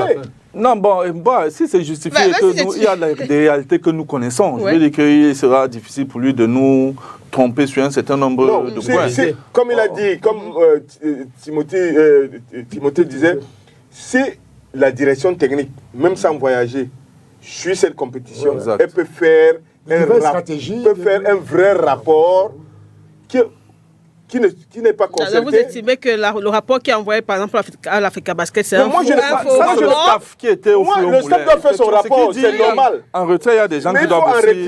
Il faut des gens qui font un rapport qui permet de comparer et mais c'est ce qui se fait ou pas? Cela se fait ou pas? C'est ce qui se fait. C'est ça, c'est quand il y a une direction technique forte. Et qu'on écoute. Non, nous proposons, il faut que nous sommes en train d'aller vers un Cameroun nouveau. Il faut que les gens changent les manières de fonctionner et de gérer les administrations. Ça, la performance, absolument. Voilà. Alors, après l'Afro-Basket, on sait aussi que les hommes, ils sont... Oui, du 12 au 24 août, les hommes vont faire leur Afro-Basket, effectivement. Ce sera à Luanda, en Angola. Voilà. Et là aussi, j'ai envie de dire que nous avons une des meilleures équipes du continent à l'heure actuelle, compte tenu des derniers résultats dans les dernières fenêtres FIBA. Et nous pensons qu'avec l'arrivée de Yves Missi, il faut savoir qu'il y a un joueur de NBA qui a décidé de porter le vert au jaune, enfin, décidé de jouer pour la sélection maintenant parce qu'il avait déjà joué pour le vert au jaune à l'époque, il avait, je sais pas, 16 ou 17 ans. Il était avec un Skills Challenge de U17 et il avait joué. Donc voilà. Donc oui, il sera là. Et bon, l'équipe est en train de se préparer à Istanbul. Nous osons croire que nous aurons le meilleur résultat possible, même si les observateurs là-bas, Laurent, disent que ce sera l'un des afros les plus relevés parce qu'il y a, le SG FIBA disait, il y a peut-être 8 équipes qui peuvent toutes prétendre au titre continental. Donc ça va se jouer, ça va certainement se jouer sur un certain nombre de petits détails. Mais l'équipe du Cameroun se prépare bien et compte faire la meilleure performance possible. Surtout qu'avec Emissi, effectivement, l'équipe change de niveau. Radicalement, sur tous les points, l'équipe va vraiment changer. Bon, nous allons croire que ça va se faire, qu'il n'y aura pas de couac entre aujourd'hui et le 12 ou le 24 août. C'est dans quelques jours. En tout cas, je m'en voudrais de ne pas vous poser cette question, Camille Joy Kitty. Parfois, sur ce plateau, quand on parle NBA, nombreux sont les invités qui estiment que la fédération ou l'État du Cameroun ne fait pas ce qu'il devrait faire, ou la fédération ne fait pas ce qu'elle devrait faire suffisamment pour faire venir nos joueurs de la NBA en équipe nationale. On parlait encore dernièrement du cas Pascal Siakam, etc. Qu'est-ce qui cause véritablement problème, Camille? Je pense que si nous savions, on l'aurait déjà dit. Mais ce n'est surtout pas l'assurance, parce que justement, et ça on le dit depuis près de 5-6 ans, mais les gens nous ramènent toujours là. Ce n'est pas un problème d'assurance. La preuve, ici est là. La NBA et FIBA Afrique, depuis au moins 5 ans, ont décidé de prendre en charge les assurances de tous nos joueurs professionnels. Donc, tous les joueurs qui participent aux Afro-Basket ou même les différentes fenêtres FIBA, tous, y compris les joueurs locaux, quand un ou deux sont... Bon, nous, on imagine même des salaires pour leur attribuer. Mais tous les autres ont de véritables salaires. Mais les joueurs locaux, on leur attribue souvent des salaires pour qu'en cas de quoi, qu'ils soient couverts par cette police d'assurance à partir de leur salaire. Donc, on n'a plus de problème d'assurance. C'est seule la volonté des joueurs qui fait défaut. Donc, évidemment, quand on parle de joueurs NBA, on parle de joueurs famille, de famille, de club, de son agent. Vraiment, les joueurs NBA, c'est des entreprises à part entière. Donc, ce n'est pas seulement lui qu'il faudra convaincre, mais il faut la famille, il faut l'équipe. C'est un tout qu'il faut convaincre. Donc, ce n'est pas évident. Et je pense que ceux qui disent que nous ne ferons pas assez, c'est peut-être à leur goût. À un moment donné, on a eu l'impression que Pascal Siakam devrait, par exemple... Mais nous aussi, nous l'espérions encore. L'Afro, c'est le 12 août. Et Pascal Siakam a fini la NBA. Il a fait la finale, c'est vrai. Il a fait une longue saison. Il est certainement un peu fatigué. Mais il a fini la saison en fin juin. Donc, on aurait pu dire que oui, il va se reposer en juillet. Ouais, et être disponible pour les nôtres. Bon, mais Pascal est l'un des rares qui ne nous a jamais répondu. Donc c'est pour dire, vraiment il est dans une autre bulle. Lui, il n'a jamais aucune suite. Si, quand même l'an dernier, avant, et ça c'est par le biais de son agent, il nous a fait dire que bon, il avait un contrat à renouveler le jour où la compétition commençait, les TQO. Et donc il ne pouvait pas prendre le risque de venir alors qu'il n'avait pas encore renouvelé. Bon, on avait compris. Cette année, il n'y a même pas de réponse. Et c'est pas comme si l'État ne s'impliquait pas. L'État s'est déjà tellement impliqué. Ils ont eu des lettres individuelles cette année. On peut le dire aujourd'hui parce que bon, c'est un peu juste de dire qu'il reviendra.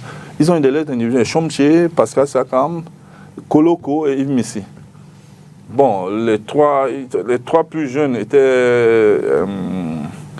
voulaient bien venir à l'Afro. Chomché, finalement, son club a dit non. Donc, Raptors de Toronto. Yves Missi a dit c'était bon. Son club nous a envoyé le OK. Ils ont envoyé à FIBA pour dire que c'est bon, il peut. Voilà. Et pour Koloko, après sa Summer League, c'est-à-dire que lui, c'est il y a 2 semaines qu'il nous a dit qu'il était fatigué, il voulait se reposer. Bon, et pourtant, il n'a pas véritablement joué de la saison. C'est-à-dire qu'il jouait chez les Lakers.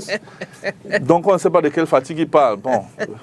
Mais Missi, c'est un cas à part, parce que Missi, il faut savoir que son père a joué en équipe du Cameroun, sa mère a joué en équipe du Cameroun basket. Son frère aîné a joué en équipe du Cameroun basket, donc lui, je veux dire que... dans la continuité. Voilà, il est en équipe nationale depuis sa naissance, quoi. Pour dire que, oui, pour lui, c'était un peu tout naturel.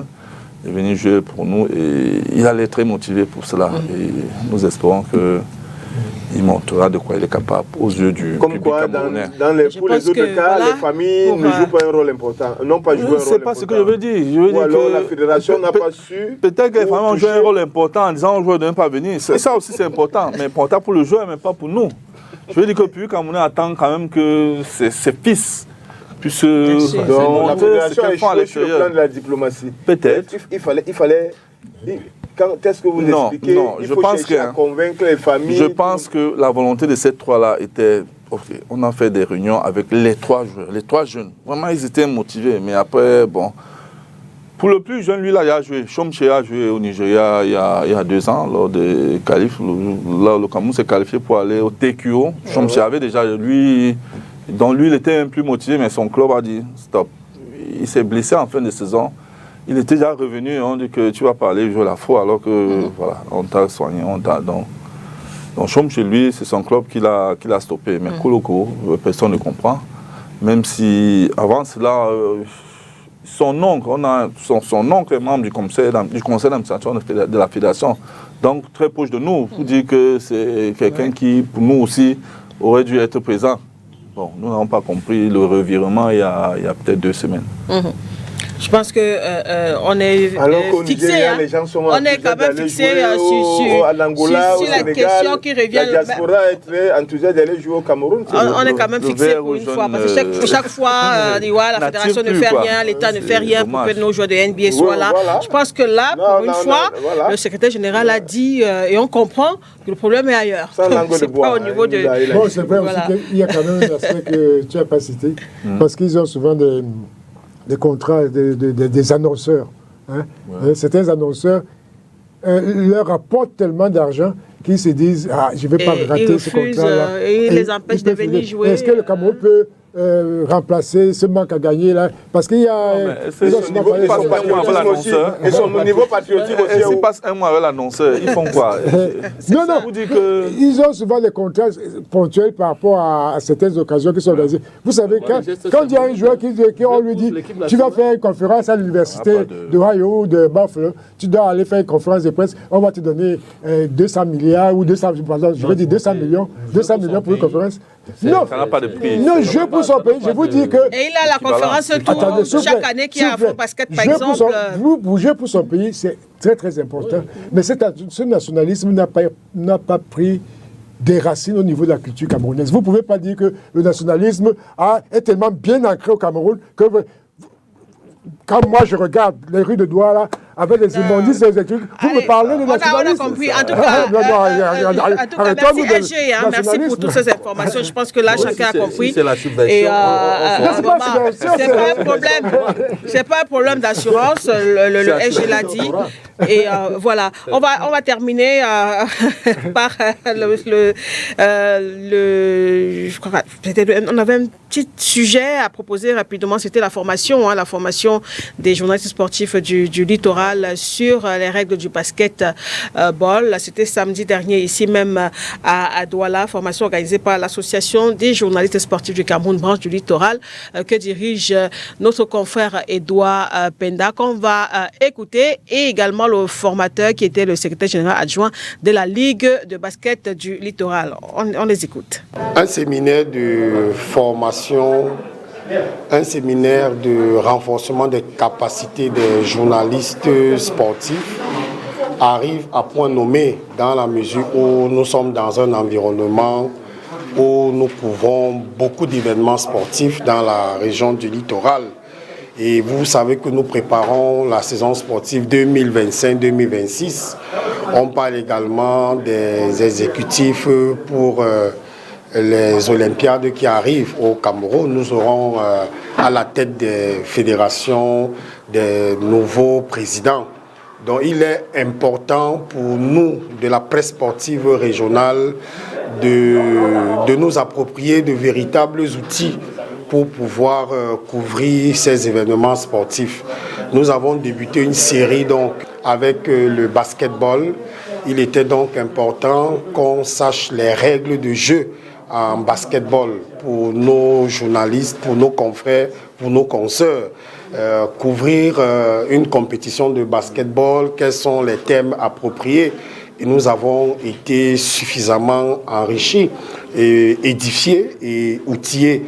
Et nous allons poursuivre également avec la natation le mois prochain, plus tard le cyclisme et le tennis. Donc je voudrais me remercier ici tous les participants, parce que c'était ça l'objectif visé par l'Association des journalistes sportifs du Cameroun, coordination du littoral, arrimer nos membres avec les nouvelles règles qui ont été établies par les différentes instances qui s'occupent de ces disciplines. La différence entre le parquet et le terrain de jeu, les différentes dimensions qu'on a dans le terrain de basketball, les équipements techniques qu'on utilise pour la rencontre de basketball, comment est-ce qu'est constituée une équipe de basketball, comment est-ce qu'ils dirigent les rencontres de basketball, les arbitres, les hôtels. On a travaillé sur ces éléments-là et, comme j'ai dit tout à l'heure, le temps qui nous a été accordé n'a pas suffi pour qu'on aille aussi loin que ça. Mais je crois que les signaux sont retenus quand même quelque chose de positif. Merci à Zipierre pour ces éléments. Est-ce qu'on peut quand même avoir le programme aussi, toujours pour en sortie de ce sujet basket? Il y a les finales de la Coupe du Cameroun de basketball ce samedi du côté complexe sportif de Japoma ici à Douala. Voilà pour les filles à partir de 9h. FAP de Yaoundé contre l'ENA de Yaoundé. Il y a chez les garçons à 11h Vikings de Douala contre Macnoa de Yaoundé. Et là, on est chez les U18 et puis Senior Dames à partir de 14h. Choc entre Overdose, Hop et FAP de Yaoundé. C'est un match à regarder. Et chez les seniors, monsieur, à partir de 16h, FAP de Yaoundé contre Béac. Oh, ça, c'est un duel 100% régional, hein, un derby entre... Un vrai régal de basketball. Voilà, entre deux équipes de la capitale. Ce sera donc au complexe sportif de Japoma, ici même à Douala. Tout est prêt pour ces finales. Oui, on va dire qu'il y a quelque chose prêt, tout est fin prêt.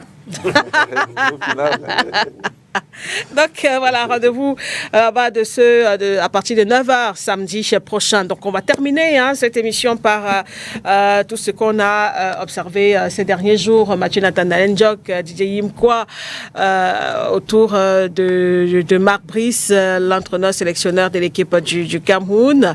Il y a eu l'annonce par la Fédération camerounaise de football de sa démission. Dans la foulée, il y a eu un démenti.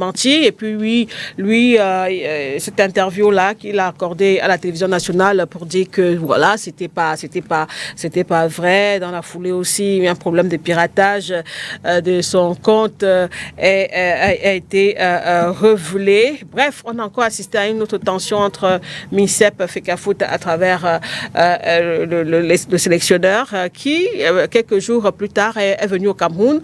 On va peut-être avoir seulement les images en images. L'arrivée au niveau de Yaoundé de l'entraîneur sélectionneur Marc Brice.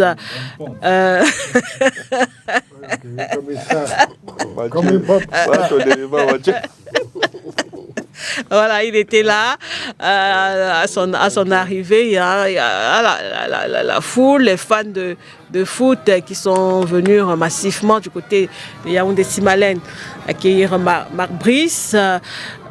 Et entre-temps aussi, il y a eu une audience avec le ministre des Sports. Il y a eu la conférence de presse modérée par le responsable de communication du ministère des Sports. Et lundi dernier, il s'est rendu du côté de la FECAFOOT pour une séance de travail en rapport avec les préparatifs des matchs qui nous attendent début septembre, comptant pour les éliminatoires de la Coupe du Monde FIFA 2026, Eswatini, et puis le match aussi contre le Cap-Vert.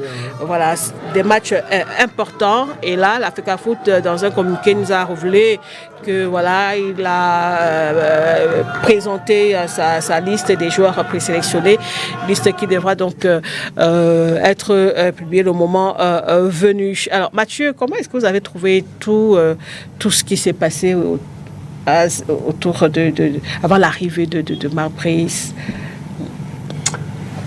La dernière actualité sur Marc Brice, je dois tout simplement vous dire que c'est une sorte de canal comédie. Et donc, tout ce qui s'est passé là, c'était véritablement de la distraction. Et la meilleure façon de toutes les enquêtes que j'ai menées, la meilleure façon distraction quoi? La meilleure façon. Démission, oui, depuis la fausse démission, et puis, en fait, il y a des officines à la présidence de la République qui orchestre tout ça. Et des acteurs qui se chiffonnent. Ça, c'est des affirmations graves. Un senior journaliste qui vous parle 34 ans de métier, qui ne veut pas venir, qui ne vient pas vous dire des choses. Je vous en prie. Et qui ne vient pas vous dire. Ouais. C'est-à-dire qu'à la présidence, on peut décider que à la sortie de cette émission, il y a un incident devant cet immeuble. Et vous voyez des gens bagarrer alors que c'est piloté depuis là-bas. C'est comme les résultats que vous avez vus du contentieux préfectoral. Tout ça, c'est orchestré. Donc, c'était pour vous dire que on a su que depuis les conflits à la FECAFOOT nourrissent l'opinion publique et savent distraire l'opinion camerounaise. On a créé ça. On reste sur le sportif. Oui, mais on a créé ça. Maintenant, voilà. On a créé ça et puis deux personnes se sont emballées et tout ça. Et puis, au moment où ils ont vu que ça n'a pas produit l'effet, et puis ils sont revenus encore à la normale. Chacun a cherché la pirouette pour sortir. Et puis là, on peut voir une grosse théâtralisation. Tous ceux qui sont sortis là, Il n'y a aucun Camerounais, dire quoi, que, qui peut sortir de sa propre initiative pour l'accueillir. Le public est fan de Marc On a encore payé les Camerounais de 2000, on a mis les bus pour aller faire toute cette théâtralisation dont on n'a pas besoin, simplement parce que véritablement on veut nous distraire et puis justement, et parce qu'on veut remettre un coach en confiance qui naturellement a été blessé parce que Point Blanc ne comprend même pas votre affaire là, comment vous faites pour dire qu'il a démissionné, une démission qu'il n'a pas. Et puis il y a des canons administratifs élémentaires pour vérifier, vous ne vérifiez pas, après on se met à lui passer des coups de fil. La fédération a dit qu'elle a reçu l'aide de démission. C'est quand même la fédération qui prend sur... Mais c'est la fédération, mais elle était en copie, donc c'est la fédération. C'est la fédération quand même qui répond du football. En copie, vous ne réalisez pas. Et même quand vous voulez réaliser, on va pas aussi laisser une sélection nationale comme ça sans savoir qui est coach ou qui n'est pas coach. C'est pas possible. Il y a une technique rédaction. Il y a une technique administrative qui voudrait que Makeda, chaque fois que j'ai traité avec un blanc, je l'ai envoyé un courrier. Dans les 1 heure qui suivent, je reçois une réponse qui me dit: j'ai reçu votre courrier, je vais vous répondre dans les jours qui arrivent. Dans les jours qui arrivent, tu as une réponse. C'est-à-dire que quand l'Africafoot qui emploie Mabrus a même ces lettres de manière en copie, elle doit saisir discrètement la hiérarchie pour dire qu'est-ce qu'on en fait. On a une situation sur la main. De deux, ce qu'elle doit faire, c'est qu'elle doit prendre son téléphone pour appeler le coach ou pour lui envoyer un mail pour dire nous avons reçu ta lettre. Le contexte actuel. Non, on ne dit pas. Ce que je dis, on ne lui dit pas que est-ce que tu as démissionné. On lui dit que on a reçu ton courrier. Si ce n'est pas lui qui est, s'il n'est pas au courant de ce courrier, directement il vous dit mais de quel courrier vous parlez. C'est des mécanismes et des procédures administratives élémentaires. Même vous ici, Makeda, si je prends une lettre, je viens déposer que vous êtes malade, votre hiérarchie doit vous appeler pour dire Makeda, on a reçu une lettre que vous êtes malade. Vous êtes vraiment malade? Oui. Si vous avez démissionné, quelqu'un d'autre vient déposer votre lettre, on doit appeler pour dire Makeda, on a reçu un courrier ici, c'est toi qui as envoyé. Ça permet maintenant de commencer à traiter le dossier. Mais on ne peut pas trouver un courrier qu'on dit qui est envoyé par quelqu'un, par lettre recommandée, qui arrive là comme ça, vous prenez, vous attendez, après... Et puis, après, on m'a dit que dans la lettre, il y avait le contrat du... Vous connaissez quelqu'un qui a démissionné, il donne la copie de ce contrat? Attendez. Toute cette affaire était une machination. Tout est parti. Lui, Mabrus avait un retard de salaire. Il a écrit, il a fait des relances. Le ministre qui ne paye pas, qui n'a pas l'argent, a écrit au ministère des Finances. Au ministère des Finances, on connaît les gens tapis là-bas, qui sont les amis des membres de l'exécutif de l'Africafoot, qui ont vu le courrier passer et qui ont alerté l'Africafoot pour dire que, comme vous voyez là, voici, les gars là sont en problème. Et puis, derrière tout ça, toutes ces machinations ont été créées. Et puis aujourd'hui, les gens commencent à s'excuser, les gens commencent à chercher à sortir des voies honorables. Ce n'est pas parce qu'on va apprendre que... je ne comprends même pas. Est-ce que vous croyez que moi, je peux... Parce que je vis dans la maison familiale, j'ai une femme et que c'est ma mère qui m'a trouvé la femme. Et que la mère de ma femme vient dire à ma mère que ton fils et ma fille va divorcer. Et puis ma mère dit que non, comme ta mère a dit ça, tu pars. Et quand on vient me demander, moi, qui c'est mon époux, je lui dis que ma femme et moi, on n'a pas de problème. On dit qu'on n'a pas de problème. Mais toi, tu insistes pour dire que oui, elle doit... non, sa mère a dit qu'elle doit partir, elle doit partir. Qui a insisté? Alors, mais c'est dans ce scénario qu'on a. C'est-à-dire que celui qui signe celui qui est en liaison contractuelle avec l'Africa, avec Mabrix, c'est le ministère. L'Africafoot, jusqu'aujourd'hui, a refusé de co-signer le contrat. C'est la preuve qu'elle est dans la mauvaise foi, qu'elle ne veut jamais la paix avec cet entraîneur. Donc, à chaque occasion qu'elle aura pour nuire et pour faire le scandale, elle n'hésitera pas. Vous avez un contrat qui est sur votre table. Venez paraffer, tout le monde a paraffé, sauf vous. Mais vous utilisez la personne. Et puis j'entends les gens dire, qui a l'intérêt? Mais l'Africafoot a intérêt à nuire. Elle a intérêt à nuire. Donc dès qu'elle a appris qu'il y a un problème de retard de salaire, il y a ceci, elle a profité pour se faire sur cette brèche. Sinon, pourquoi depuis qu'elle fait des réconciliations en Mondovision avec elle ne va pas signer le contrat? Pourquoi? Et aujourd'hui, vous voulez... Moi, j'ai dit que ça, c'est un canal comédie qui était pour nous distraire. Ça n'a pas atteint les cœurs. Tout est rentré dans l'ordre. On a vu regarde, d'autres sorties de l'Africa Foot dans le sens de l'apaisement. Où on parlait, où les Kangwa pouvaient annoncer les candidatures retenues. Et on savait qu'il fallait distraire. Ça, c'est trop facile. Ça, c'est un raccourci qui est quand même trop facile. Non, c'est pas un raccourci. C'est comme ça que ça se gèle. Ça, c'est votre analyse.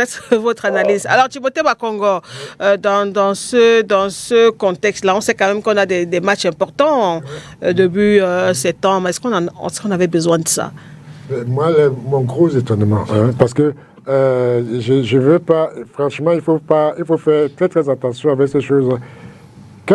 J'ai du mal à croire qu'un entraîneur qui est en place, qui sait, même s'il y a 3 mois d'arriéré, tout est à son avantage, quel que soit le cas de figure. S'il y a une rupture de contrat venant de la part du Cameroun, et qui a eu un certain nombre de facilités, de victoires au niveau avec son équipe nationale, et qui est déjà dans une bonne communion avec l'équipe nationale. Avec ses joueurs. J'ai du mal. Je vous dis sincèrement, j'ai eu du mal à croire qu'un entraîneur comme ça prend le risque d'envoyer une lettre de démission. Sincèrement, c'est ma première impression. J'ai dit, je ne comprends pas qu'il ait pris le risque d'envoyer une lettre parce que rien n'était contre lui. Maintenant, deuxième point, l'Africa Foot, qui reçoit une copie, tout de suite s'engage dans une procédure de décision.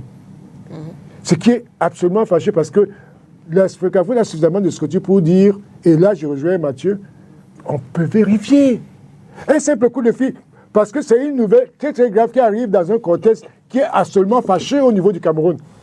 Un simple coup de fil, ça veut dire que soit tout l'effectif de la Fédération camerounaise de football est incompétent, soit le secrétaire général est incompétent. Non, je dis. Avec les choses qu'on fabrique maintenant, l'administration est décrite. L'intelligence artificielle, le fond et tout. Et c'est parti poster. L'intelligence artificielle est partie poster aussi, etc. Oui, c'est pour ça que je dis, non, ce n'est pas. Moi, je dis. Non, c'est pour ça que je dis que. Vraiment, dès que je vois les éléments, je dis qu'il est difficile qu'une administration sérieuse, bien orchestrée, bien ménagée, accepte une telle lettre sans faire... Professionnelle. Une lettre professionnelle, sans faire des vérifications.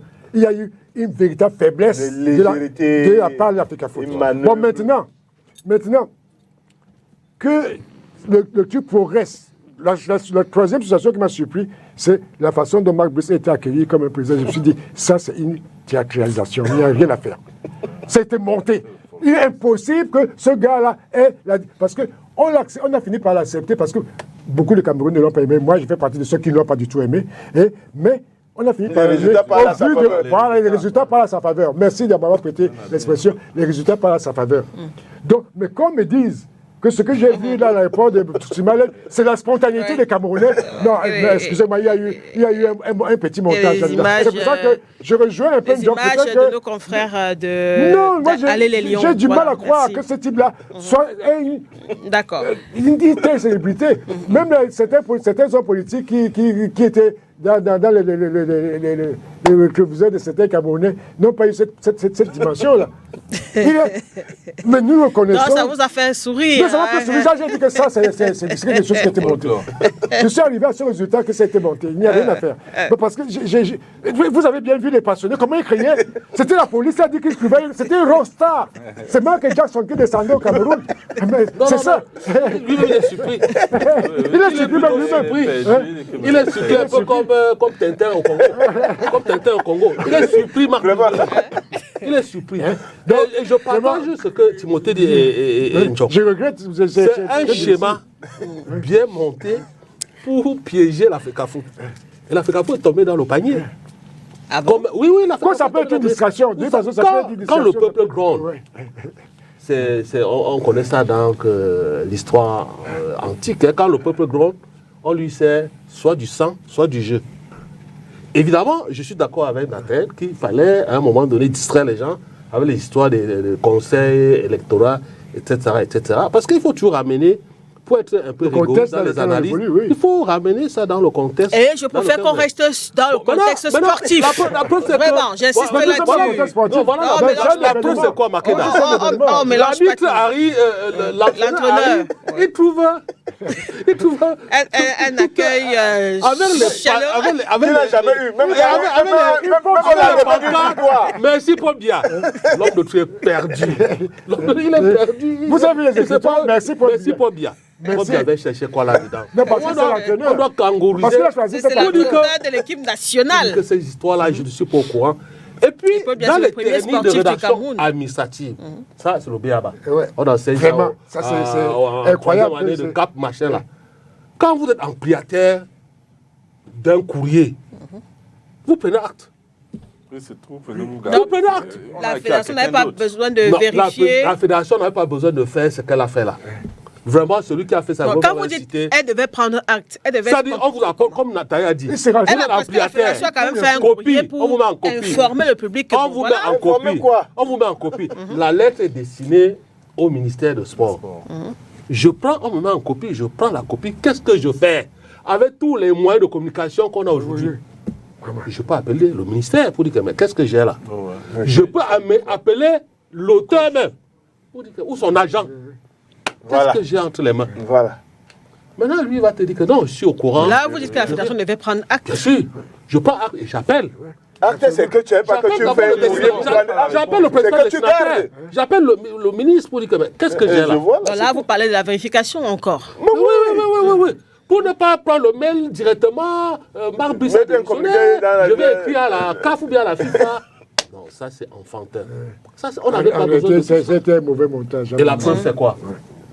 De façon honteuse, est revenu sur on a un souci d'apaisement. Il fallait on n'avait pas besoin d'aller loin. C'était la honte.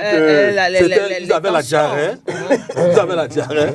C'était quoi? C'était très urgent, plus que ça. Lorsque vous avez une lettre aussi sensible. On joue quand? On joue en septembre. Mais on a piégé. Mais c'est pas en septembre qu'on va préparer le match. Juillet. Mathieu, c'est pas en septembre qu'on va préparer les matchs. Vous savez aussi bien que moi. Au pied de l'Afrique Foot, on dit, tu as vu? La lettre ne lui est même pas destinée. Elle sort déjà. Et voilà comment on t'accueille. Si tu es là, c'est grâce à Paul Biya. Makeda, est-ce que tu imagines le public camerounais entrer en hystérie? Comme ils sont arrivés, qu'ils ont fait on dit on lui dit que on va pas exagérer. La FECAFOOT ne t'aime pas. Vous estimez que la fédération a été piégée? La FECAFOOT ne t'aime pas. C'est Paul Biya.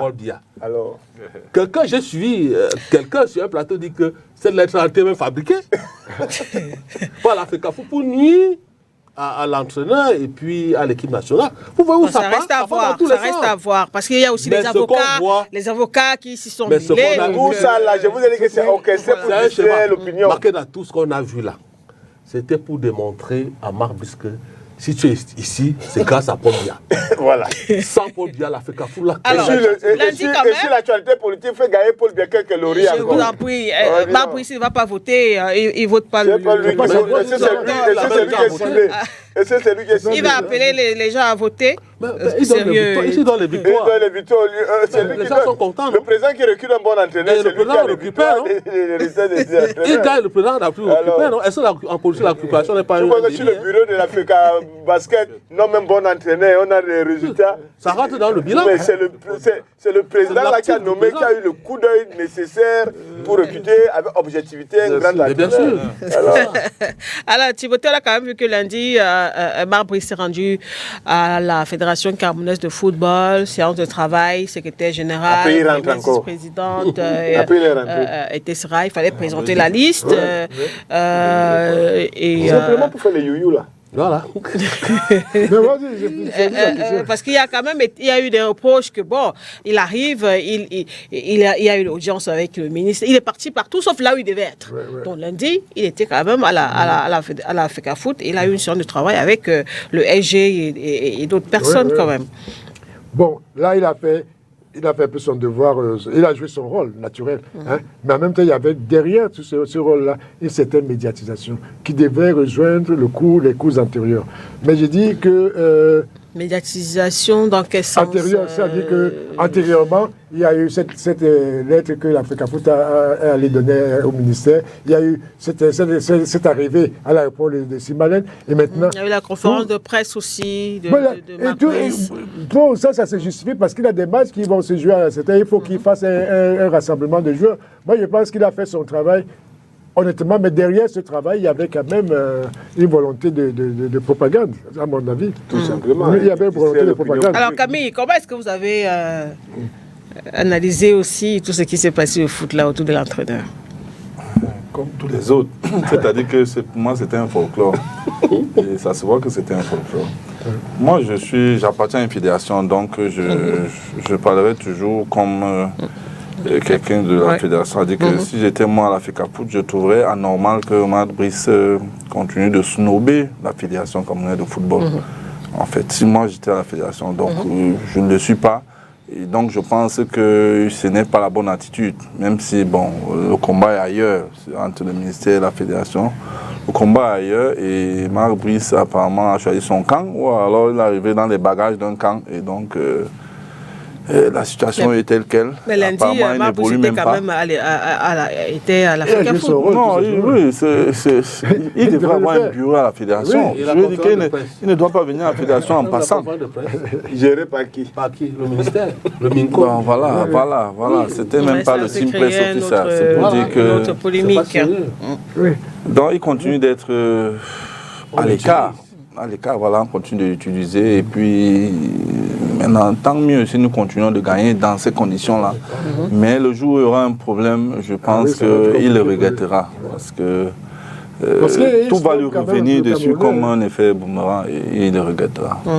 Alors, pour terminer, il nous reste à peine quelques minutes. Ces matchs qui arrivent, Eswatini, Cap-Vert, par la suite. Bon, en réalité, nous avons individuellement un très bon potentiel pour notre équipe nationale. Et je me réjouis parce que dernièrement, Mbemo a fait un transfert qui était intéressant. J'étais content de le revoir. Et maintenant, c'est cette cohésion sociale, cette cohésion... Car c'est comme ça, il y a une pression, une nouvelle pression. Il y a quelque chose qui est en disharmonie dans cette équipe. Mais les joueurs sont très bons. Je pense que c'est difficile que les inconnus, excuse-moi, j'oublie toujours, je n'arrive pas à prononcer le nom de ce pays. Et le Cap-Vert, par contre, est dans une très très belle dynamique. C'est un pays qu'il faut craindre parce qu'ils ont eu une progression absolument extraordinaire cette dernière année. Mais moi, ce qui me fait peur, c'est un manque d'harmonie totale de notre équipe nationale. Mais au niveau des individualités, nous avons de très très bons joueurs. S'ils sont dans une cohésion forte, dans une communion sincère et bien engagée, avec tout le monde, avec le staff de haut en bas, on aura forcément de bons résultats. Moi, je reste optimiste, mais j'ai peur de la dysharmonie créée par les hommes qui sont autour de l'équipe. Ce sont des professionnels, ce sont des professionnels. Les professionnels ont des sensibilités. Chacun doit jouer sa partition. Les joueurs sont là pour jouer. Voilà. C'est pas la première fois. Depuis que Marbouche est là, c'est toujours un peu, le contexte est toujours un peu particulier à chaque match, et puis on voit les résultats. Didier, c'est un match qui arrive. Oui, moi, il faut se dire la vérité. L'affaire là, l'a ébranlé. Ça l'a ébranlé. Il a compris que moindre erreur, on va pas, il ne sera pas pardonné. Donc, et puis ça se ressent même dans son discours. Il a été un peu moins condescendant. Il était très moins condescendant. Il a dit que bon, c'est une affaire qui est close, réservée à la poubelle. Il s'est voulu humble, tu veux dire. Oui. Tu ressens que... ça l'a un peu secoué comme le palu. Donc, il est devenu un peu calme. J'ai aimé son discours. C'était pas quelqu'un qui est sur ses chevaux. Il était un peu calme. Et puis, évidemment, cela peut ramener la sérénité dans les vestiaires. Bon, on ne peut que souhaiter la victoire de notre équipe nationale. Même lecture, Mathieu, souhaiter la victoire à l'équipe nationale au début septembre. Il n'y a pas quelqu'un qui ne souhaite pas la victoire. Même la fédération qui... manipulé dans l'ombre, qui tire et qui met le désordre dans cette équipe, c'est la première à gagner dans cette affaire. Si on ne se qualifie pas pour la Coupe du Monde, c'est le football camerounais qui prend une patate. Oui. C'est-à-dire que c'est au moins ces 4 à 6 milliards qu'on va perdre là. Et moi, j'ai souvent vu qu'un pays comme l'Argentine compte sur les Coupes du Monde, les retombées de la Coupe du Monde pour booster son économie. Donc, si chez nous, on ne voit pas souvent là où les retombées de la Coupe du Monde vont, il faut quand même dire que au moins l'Africa Foot devrait se porter bien pendant au moins 2 à 4 ans. Et donc, cet argent-là, je ne vois pas comment. Et c'est pourquoi je crois que la fédération s'est ressaisie très vite pour essayer, parce qu'on a 2 matchs, c'est les matchs les plus difficiles. On a le Cap-Vert qui a 1 point de plus que nous. Donc, ce positionnement-là les motive plus que jamais. Et donc, ça rend les matchs du Cameroun très difficiles. Et c'est là maintenant où la diplomatie et la politique d'une fédération qui veut se qualifier se joue. Parce qu'il y a des choses que je ne peux pas dire sur ce plateau. Mais le vrai match pour le Cameroun, ce n'est pas contre le Cap-Vert. C'est le match du Cap-Vert avant ce match-là. C'est là où tout doit se jouer. C'est là où tout doit se jouer. Et il faut à tout prix que le Cap-Vert fasse au moins un match nul pour nous permettre. Mais si le Cap-Vert continue à gagner et joue avec 1 point sur nous, et donc avec un seul match nul chez eux, après, il y a cette équipe est qualifiée, ce sera pas. Vous dites vous avez une meilleure équipe, mais là, même si vous jouez avec les handicapés, ils jouent chez eux, ils voient la Coupe du Monde pour la première fois. Eux aussi vont mettre tout. Ils peuvent acheter les habits, ils peuvent acheter tous les offices, ils peuvent mettre toute leur économie pour gagner ce match-là à domicile ce jour-là. Ils peuvent vous foutre l'hôtel où vous allez venir, ils peuvent. En tout cas, tout le pays sera mobilisé. Donc, on peut vous mettre mal à l'aise, on peut vous faire des empoisonnements techniques. Non, quand je dis empoisonnement technique, ce n'est pas comme vous mettre à l'aise. C'est-à-dire que vos climatiseurs peuvent faire à ce que le matin, les gars se portent très mal. C'est comme ça qu'on fait. Donc, il faut savoir ça. Donc, il faut éviter qu'on aille dans ce match-là. Cette qualification n'est pas évidente. On souhaite qu'on se qualifie, mais elle n'est pas évidente. Il faut faire une analyse froide de la situation. Quand je vois les gens croire que le Cameroun va se qualifier, non. Et je crois que ce n'est pas évident. Et donc, il faut que tous les partis reviennent, que la sérénité revienne et que tous travaillent pour qu'on fasse un bon résultat. Même lecture, Camille, il faut qu'on se qualifie. Voilà. Okay, merci bien, SG, d'être venu, Timothée Makongo, DJ Yimkwa et bien sûr Mathieu Nathanaël Njok. Merci à toute l'équipe technique avec Adonis Yamen à la réalisation, J-Pierre au son. Merci à vous également. À très bientôt sur Spectrum Télévision. Okay.